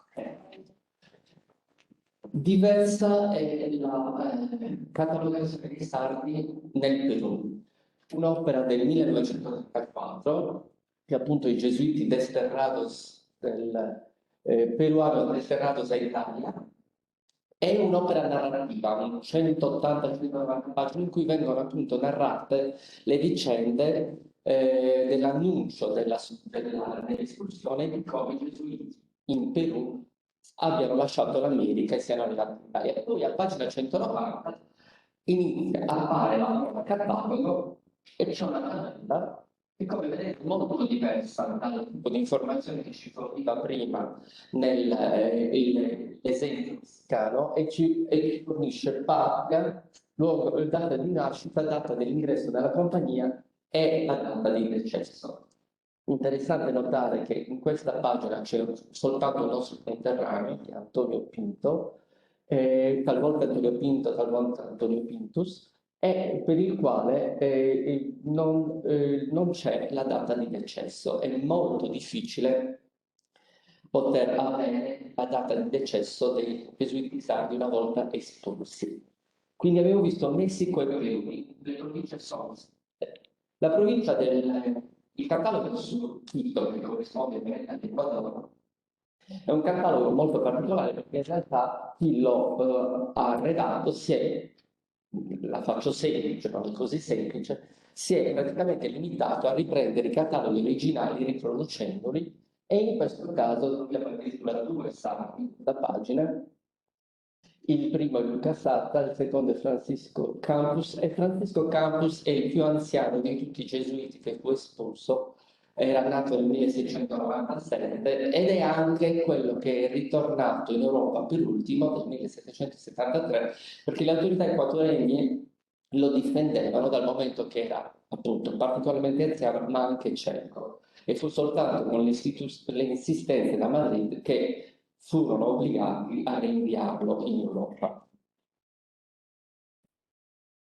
Molto interessante questa opera, anche questa è un'opera infinita, che ripropone i gesuiti del Nuovo Regno, quindi il Nuovo Regno circa gli attuali Venezuela, è del 2020 ed è molto più elaborato, è qualcosa che è molto più vicino a quello che mi auguro possa essere il catalogo dei sardi, anche perché cita diversi documenti originali e non riprende da altri lavori già prodotti. E appunto non soltanto fornisce le informazioni biografiche prima dell'arrivo in America, ma anche fa un po' la storia delle vicende in America del nostro conterraneo. Per quanto riguarda le Filippine, ho optato per questa tesi, la quale ci fornisce, in questo caso abbiamo l'ultimo in fondo in basso, ci fornisce appunto le stesse informazioni che avevamo visto precedentemente per il Perù, basilari, ma che comunque ha tutti i gesuiti sardi del 1767 inclusi nel testo. Un interessante esempio è quello del Paraguay, una provincia importantissima perché corrispondeva anche agli attuali Uruguay, parte del Brasile, praticamente tutta l'Argentina conosciuta, un po' di Bolivia, ed è un catalogo estremamente scarno, direi freddo, perché fornisce dei segni convenzionali con dei numeri e il tipo di informazione che viene condivisa. Sono elementi basilari molto precisi, ma senza grande elaborazione. Questo è un esempio specifico di Carlo Matteo, nato a Siena il 1726, è entrato nella compagnia il 12 giugno 1742, eccetera, eccetera, e l'ultimo segno di vita è del 1772, secondo lo storico, e ci sono ulteriori fonti che in Sardegna ci dicono che almeno fino al 1775 abbiano tracce di Matteo Cano, ovvero scrivono magari a almeno 3 anni, ma la ricerca non è terminata. I cileni erano soltanto due, esiste questo testo, un catalogo del più grande storico della Compagnia Gesù del Cile, Walter Amish, il quale a fine della sua opera redatto una scheda su tutti i gesuiti, e ho scelto di condividere con voi quanto ha scritto su Michelangelo Cubello, che in realtà per noi è Michelangelo Cubello, il quale è una medaglia, e che è interessante vedere che si riporta che morì a Torino nell'ottobre del 1786. Ritorneremo su questo aspetto.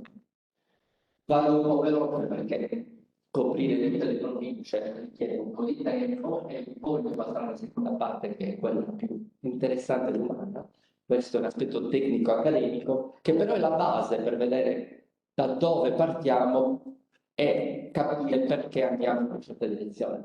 Questo è un articolo scritto da Wilhelm Katz nel 1942, il quale ha scritto un'opera basilare che racchiude una scheda di tutti i gesuiti italiani che sono stati espulsi. Ci sono tutti i sardi, c'è uno, appunto il campus che ho menzionato prima, proprio perché è arrivato così tardi che lo hanno proprio dimenticato, e si basa su documenti originali precisi. Come vedete, l'informazione è molto limitata.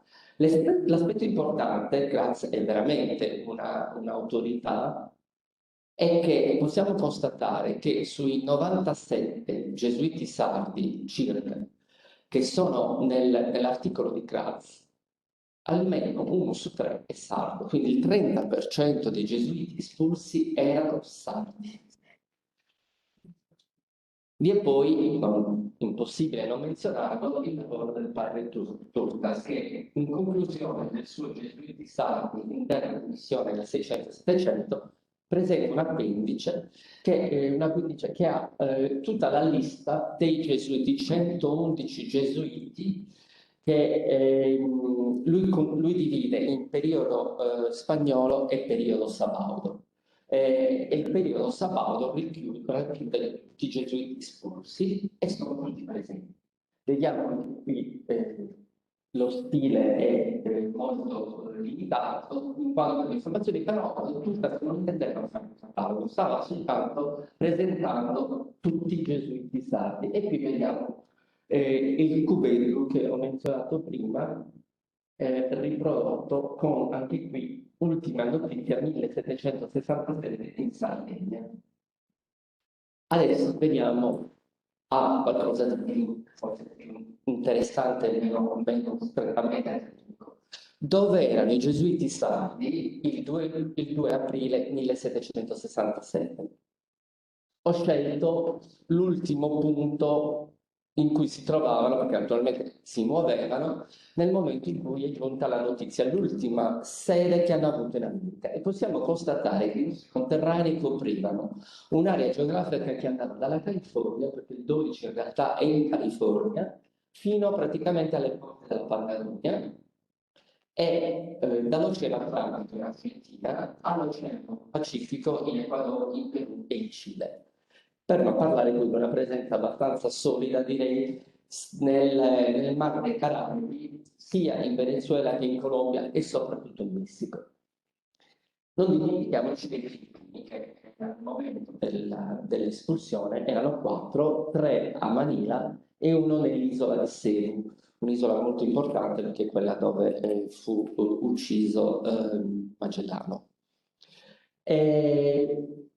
Gli ho dato un nome, quindi li possiamo perfettamente identificare e li possiamo appunto ubicare. Vedrete che c'è anche una stella nella parte del Cile, sotto i 2 cubetu. La stella è per l'unico di tutti questi missionari che non è sardo, si chiama Andrés Febres, è già molto conosciuto probabilmente in Sardegna per via di articoli estremamente interessanti che sono stati pubblicati recentemente da Emanuele Pesci insieme a una professoressa dell'Università di Temuco in Cile, e fra l'altro anche da un romanzo storico di Niccolo Mieli che gli ha dato una certa pubblicità. Andrés Febres è incluso perché, tanto perché è un mio debito personale, se non fosse per lui non sarei qui, l'ho incontrato per caso e mi ritrovai leggendo che questo missionario, nato a Manresa in Catalogna, 13 anni in Cile, aveva terminato i suoi giorni nel 1 aprile 1790 a Cagliari. Ma come ci è arrivato a Cagliari? E da lì è iniziato tutta la mia ricerca. Per verrà incluso in forma ad onore nel Polissardi. Questa è un'idea delle rotte che hanno dovuto intraprendere i bastimenti che hanno ricondotto i gesuiti in Europa, i gesuiti sardi in Europa. È un po' da rivedere, però fondamentalmente i 34 gesuiti sardi erano rientrati in Europa con 15 diverse imbarcazioni, un minimo di una persona a 4 gesuiti nella stessa imbarcazione. Per cui naturalmente si sta parlando di migliaia di gesuiti espulsi, per cui noi ci limitiamo alla parte che ci interessa e vediamo che il primo sardo a rientrare in realtà quello che è arrivato per ultimo è Demetrio Sanna, che partì dal porto di Caracas l'11 luglio del 1767, era arrivato nel 1760 e l'ultimo a rientrare nel 1773 è appunto Francisco Candice. Una importante considerazione per la storia della Sardegna, credo, che in questo caso non è più storia della Sardegna in quanto tale, perché non riferita al territorio, ma è storia dei sardi, e qualche volta si tende a dimenticare i sardi che non sono in Sardegna, limitandoci a guardare il territorio. Vorrei che vi concentraste sulla rotta intrapresa dai Filippini, quella rossa che parte appunto dalle Filippine, arriva tramite l'Oceano Indiano, poi sale l'Atlantico e arriva a Calice. È importante sapere che per raggiungere le Filippine nel secolo XVIII si passava dal Messico, si attraversava il Messico via terra e poi si prendeva un'altra nave ad Acapulco e si arrivava nelle Filippine. Le Filippine erano anche la provincia dove la notizia dell'espulsione era giunta il più tardi, perché appunto richiedeva un tempo enorme perché le notizie giungessero. Si intraprese la prima espulsione, ci fu una tempesta all'altezza delle Marianne mentre si avviavano verso il Messico, ritornarono a Manila e dopo pochi mesi si andò avanti con l'espulsione, però si decise che si sarebbe intrapreso il viaggio ritornando tramite l'Oceano Indiano. Lascio a voi immaginare cosa possa essere stato questo viaggio che è durato 7-8 mesi. Però probabilmente abbiamo, in questo caso, considerando che i nostri conterranei che erano stati inviati nelle Filippine erano arrivati nelle Filippine passando dall'Oceano Atlantico, attraversando il Messico e poi attraversando l'Oceano Pacifico, abbiamo forse i primi sardi, perché qualcuno non abbia documenti precedenti, di cui è documentabile che abbiano fatto il giro del mondo. Vero. Riprendo le notizie che abbiamo su Kubeitu, Michelangelo Kubeitu, riprendendo appunto le notizie che ci dava Anish, le notizie che ci dava Kratz e le notizie che ci dava Kratz. E vengo qui a condividere con voi quelle che sono le informazioni che intendo inserire in un catalogo di gesuiti sardi espulsi.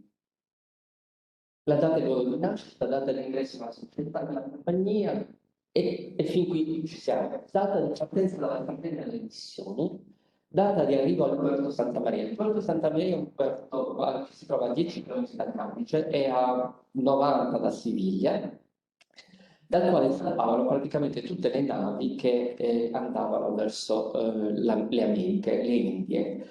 E molto spesso il problema è che si dice che a Puerto Santa Maria, Siviglia, inizia l'America. Posso provvedere a una sommaria descrizione fisica, perché al momento dell'imbarco venivano registrati e veniva effettuata veniva scritta una descrizione fisica del missionario.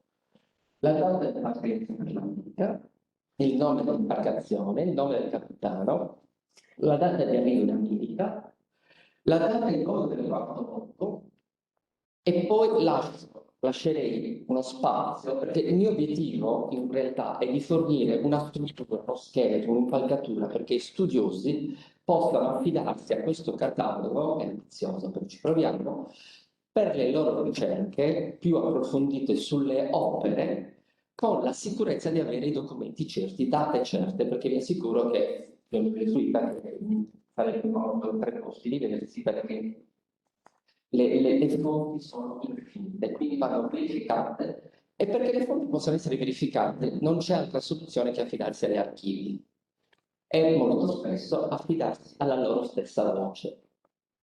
Quindi, partendo dall'America, nome dell'imbarcazione con la quale sono partiti, nome del capitano dell'imbarcazione, data di arrivo al porto di Santa Maria, alloggio dove sono alloggiati, data della filiazione, vi fermerò dopo per spiegare cos'è la filiazione, partenza dal porto di Santa Maria per l'Italia e possibilmente data del decesso.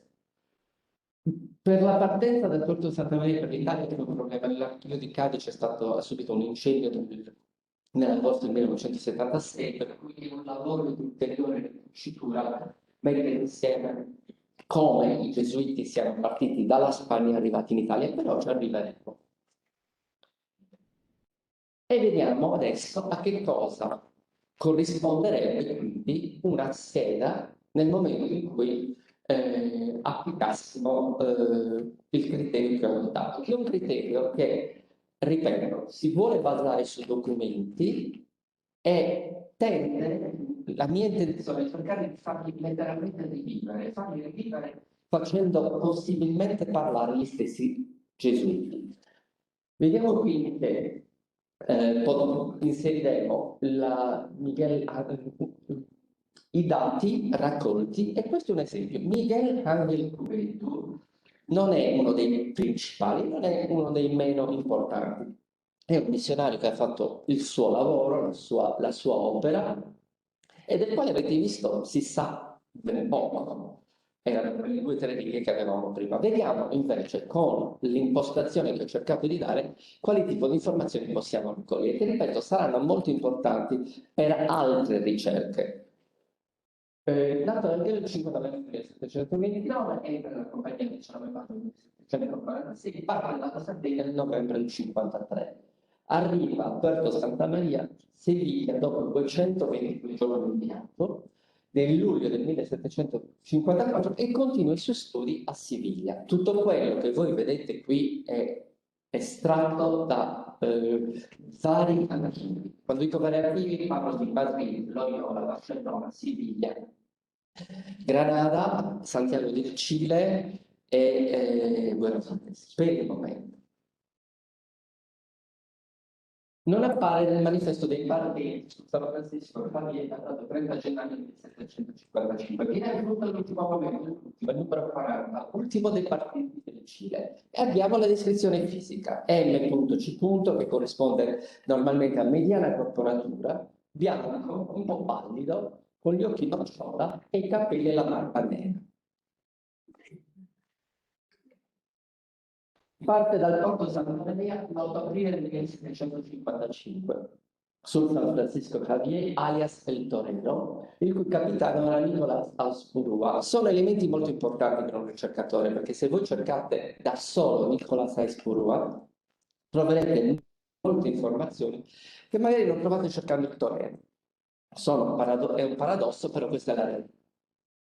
L'imbarcazione arriva in America a Montevideo, quindi in Uruguay, e dopo esattamente 100 giorni, il 17 luglio 1755, raggiunge la sua destinazione finale a Buenos Aires il 1 agosto dello stesso anno.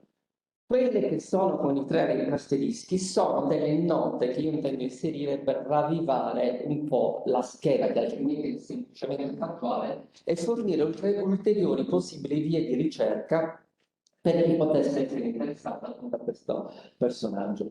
Sul San Francisco Javier viaggiano anche altri interessati, Juan Maria Cubero, destinato anche al Cile, Matteo Crame e Juan Agustín Salis, entrambi destinati alla provincia del Paraguay. C'erano esattamente 70 missionari su questa nave. Sulla stessa imbarcazione, ecco che lo ritroviamo, viaggiava anche il catalano in Marresa Andrés Febres, dopo l'espulsione avrebbe terminato i suoi giorni a Caglia nel 1790.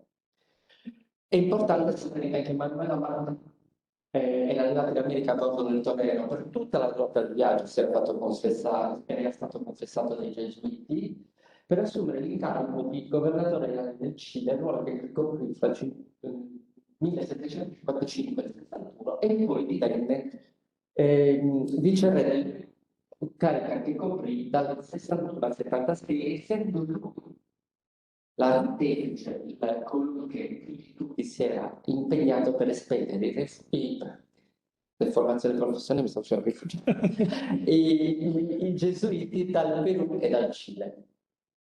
Cubello giunse in Cile, quindi ricordiamo, è arrivato a Buenos Aires il 1 agosto del 1755, però giunse in Cile insieme agli altri gesuiti iniziati al Cile, probabilmente all'inizio di gennaio del 1956, perché era praticamente impossibile attraversare la cordigliera in pieno inverno, ricordiamo che è il contrario, quindi in agosto siamo in pieno inverno, a piedi, e si trattano quindi alcuni mesi a Buenos Aires. il suo quarto voto fu pronunciato il 25 marzo 1766 nella chiesa di San Francisco Javier di Concepción in Cile. E ho trovato l'originale nell'Evangelio di Santiago. Originale che è importante, vedrete alla fine Concepcionopolis, che è molto interessante, ma soprattutto interessante perché esistono tanti manoscritti ancora non nel mondo gesuitico, e anche della calligrafia, non soltanto mi fa ridere, ma permette anche dei raffronti importanti. E poi, come dicevo prima, è lui qui che scrive. Il testo è sempre lo stesso, però vediamo la firma, vediamo come lui si esprime. Partì definitivamente dall'America, quindi io non toccherò alle opere in America, sono interessantissime, dal puerto del Callao in Perù, questo a Porto del Santa Barbara, il cui capitale è José Orlando. È importante vedere perché i cileni partirono dal Perù, perché Amat, che li conosceva tutti, aveva chiesto che venissero tutti trasportati da Valparaíso a Lima per poter essere sicuro e contarli che partissero tutti. E aveva ordinato che al partire da Lima, dal puerto del Callao, non era permesso fare soste. Quindi da Lima all'Europa senza soste. Non aveva nessun problema a farli attraversare lo Stretto di Magellano o il Capo Horn con iceberg, è difficile immaginarlo, con iceberg, con tempeste, in un guscio di legno nel quale fra l'altro erano conservate le vivande per 4 mesi di viaggio, che includevano 100 tori, 55 galline, per cui si può cercare di immaginare quale fosse la realtà. Il Santa Barbara di Geppetto il 15 marzo 1768, dopo un viaggio senza soste, giunse al porto di Santa Maria il 30 agosto. Quindi parliamo di aprile, maggio, giugno, luglio, agosto, 5 mesi interi in mare. A bordo del Santa Barbara vi erano oggi due santi del provincia di Ignazio Menas, che era stato a Cusco, e Jaime Sandrés Maggio, che era stato espulso dal collegio di Santa Cruz de la Sierra, oggi nel sud della Bolivia. Esiste un interessantissimo documento conservato all'Arsi sul tormentato viaggio di Santa Barbara. Si tratta di uno scritto anonimo il cui autore fu certamente un espulso cileno, si deduce dal testo, del quale però non si ha né l'inizio né la fine. Il manoscritto di 23 pagine è intitolato De itinere nostrorum acidensi regno expulsorum. Quindi, ripeto, vedere la calligrafia anche per questo ha un suo significato. Durante il tempo trascorso a Porto Santa Maria, in attesa di essere deportato in Italia, gli fu assegnato come alloggio il convento di Sant'Agostino.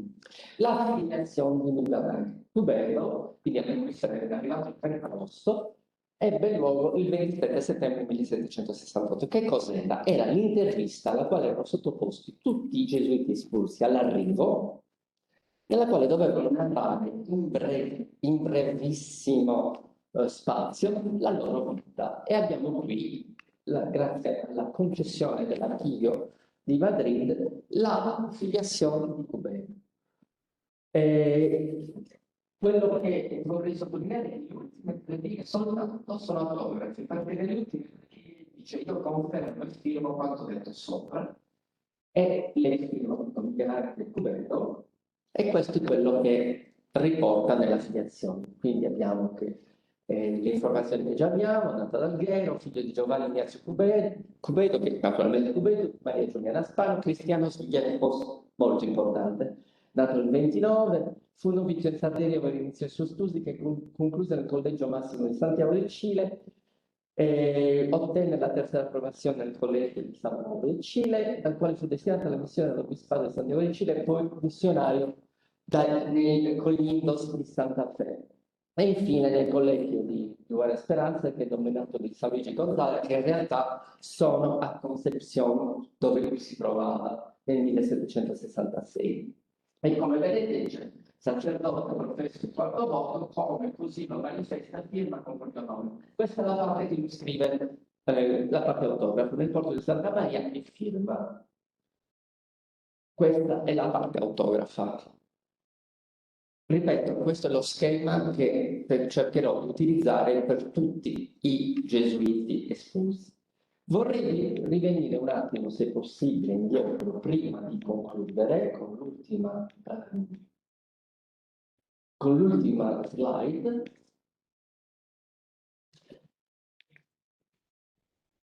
Perché, come vedete qui, ci sono 37 nomi più la stella di cui abbiamo parlato. E come potete vedere ci sono 3 gialli e 1 azzurro. I rossi sono tutti coloro che sono stati effettivamente gesuiti espulsi. Include i gialli e l'azzurro che erano il 2 aprile 1767 nelle missioni. Tuttavia non furono, per quanto riguarda i criteri che io ho adottato espulsi, perché non arrivavano mai in Europa. L'azzurro è Chessa Angelo Chessa, il quale nel 1764 si era secolarizzato ed è morto nel 1780 a Guadalajara in Messico, ovvero sia resto veramente. Gli altri 3 sono tutte e 3 conterranei deceduti nel tragitto verso Roma. Agostino Carta è deceduto il 9 agosto 1767, così come altri 34 gesuiti che attendevano l'imbarco a Veracruz di febbre gialla. Pedro Paolo Massidda è deceduto, probabilmente è uno di quelli che ha diversi luoghi di decesso, però io ritengo che sia effettivamente deceduto in Messico perché risulta che si sia ammalato durante il viaggio verso Veracruz ed è quasi certamente deceduto a Puebla nel 30 agosto 1768.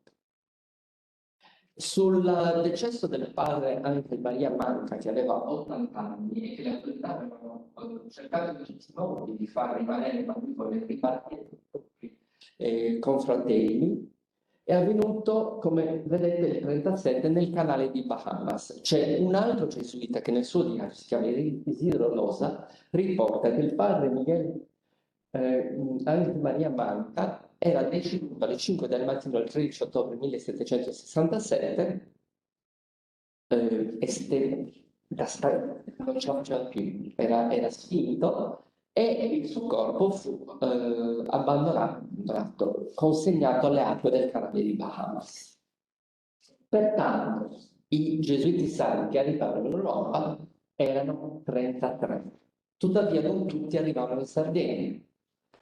Francisco Cantus arriva a Cadice e la sua affiliazione, siccome era cieco, è firmata da un'altra persona, si chiama Marco della Vega, e a quanto pare finisce i suoi giorni nel carcere di Seviglia.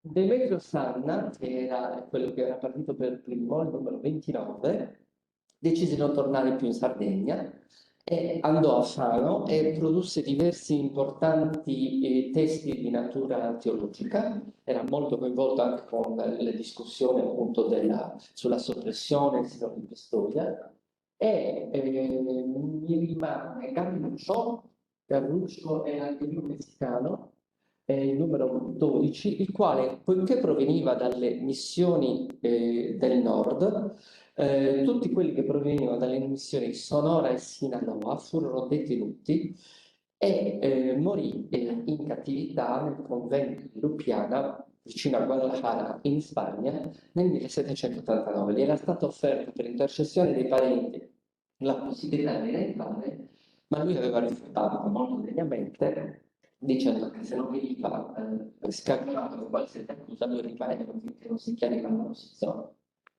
Ecco, questo per sottolineare il fatto, scusa si è bloccato, volevo arrivare alla fine. Si è bloccato di nuovo. Ecco. Questo per sottolineare il fatto che dei 33, dei 37 presenti in America e nelle Filippine il 2 aprile 1767, soltanto 33 giunsero in Europa e soltanto 29 giunsero in Europa e soltanto 26 giunsero in Sardegna. Ritorniamo a Cubildo perché l'aspetto più difficile nel ricostruire la loro vita è appunto il decesso, perché come diceva giustamente Padre Guglielmo, dopo la soppressione mancano i dati. Tuttavia, il nostro Miguel Cubildo, contrariamente agli altri, non era rientrato subito in Sardegna. Era andato con gli amici a Imola ed era arrivato a Imola con una coerenza ammirevole fino alla soppressione del 1773. Non era ritornato in Sardegna. Va detto che tutti i gesuiti espulsi spagnoli avevano diritto a una pensione, ma i sardi erano considerati stranieri, non avevano diritto a una pensione. Per cui era importante tornare in Sardegna per avere altri tipi di appoggio. Lui ha deciso di stare con i suoi confratelli che sicuramente l'hanno aiutato e dovette e decide di rimanere a Imola fino alla soppressione. Una volta avvenuta la soppressione, vediamo che lo ritroviamo a Imola, dove si era installato insieme agli espulsi cileni, grazie ad un documento del 1772. Nel censimento della popolazione di Imola, questo è nell'archivio arcivescovile di Imola, di quell'anno appare come Michael Lubero, abitante della parrocchia di San Pietro, della casa di proprietà del nome Andrea Carrandi, dove alloggiavano altri 5 gesuiti cileni. Viene poi un documento dell'archivio arcivescovile di Cagliari, datato 7 gennaio 74, che riporta che Ramingo da piedi recossi fino alla spiaggia romana donde imbarcossi per restituirsi alla sua patria, ove giunse senza abiti e sprovvisto di ogni cosa, non avendo parenti che soccorrere lo possano, se non la vita sua madre mischina, anch'essa, e che ugualmente a lui bisogna tutto. Essendo raccolto per ottenere le visuali suddivise agli ordinari economi di danni nella metà, cioè 150 linee di Piemonte. La notizia era di qualche mese prima e quindi il rientro di Duque del Sardegna si può datare intorno alla fine del 1770. Chi parlava era Lancinesi. Allora, padre Nolasco Pasto, se questa è l'ultima slide, era un giovane cileno che era nato nel 1841 e che era stato espulso con tutti gli altri, quindi era arrivato ad Imola e in un libricino non più grande del vostro telefono scrisse fra il 1767 e il 1835, vi assicuro che è un'emozione prenderlo in mano, ogni anno i decessi dei suoi confratelli, per cui grazie a lui sappiamo che Cupido era deceduto nell'ottobre del 1786. È interessante vedere che parla di Torino, naturalmente le informazioni erano relative, ovviamente deduco io si riferiva al Regno di Sardegna.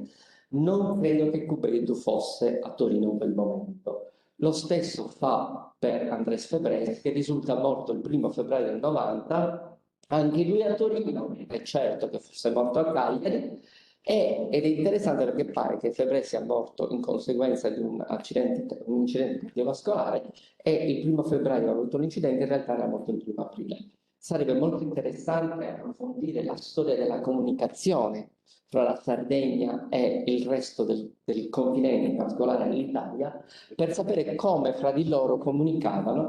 Tuttavia, ecco, questa era un esempio di quella che potrebbe essere una scheda di uno dei 33 gesuiti espulsi dai domini spagnoli in seguito alla pragmatica sanzione del 1767. Grazie.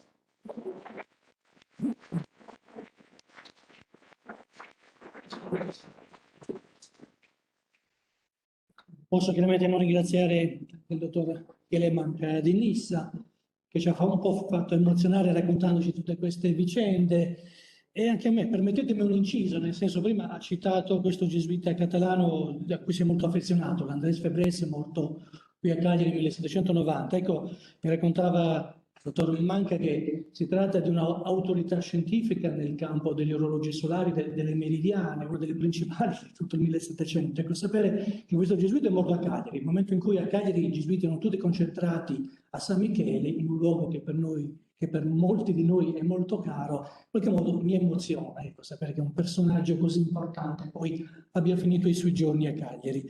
La seconda constatazione, qual è? 30 secondi. Ecco, noi sappiamo che i gesuiti missionari sardi sono stati dal catalogo di Padre Tortosa 111, benissimo, però chiaramente il numero c'è relativo, non riusciamo un po' a cogliere l'ordine di grandezza. L'ordine di grandezza, guardate che è stupefacente, avevo letto alcuni anni fa, magari adesso mi sbaglio sulla percentuale numerica, e sulla percentuale presente dei missionari gesuiti in tutto il Sud America, chiaramente i gesuiti, i sardi erano considerati l'assistenza di Spagna, mettendoli assieme all'assistenza d'Italia, se non ricordo male, mi pare che praticamente il 30% di tutti i missionari gesuiti del Sud America è sardo. rispetto a tutto il territorio italiano. Quindi questo per capire che quando noi parliamo delle riduzioni, delle bellezze, il barocco coloniale, quelli stupendi esempi veramente non soltanto di architettura religiosa, ma anche di esperienza umana, socio-politica e via dicendo, il 30% di chi ha permesso quel miracolo era sardo. Ecco, forse ci sfugge e forse dovremmo gloriarcene, forse questa è anche una degna conclusione del nostro anno ignaziano. Grazie a tutti, ai relatori in primo luogo e a voi per la vostra presenza.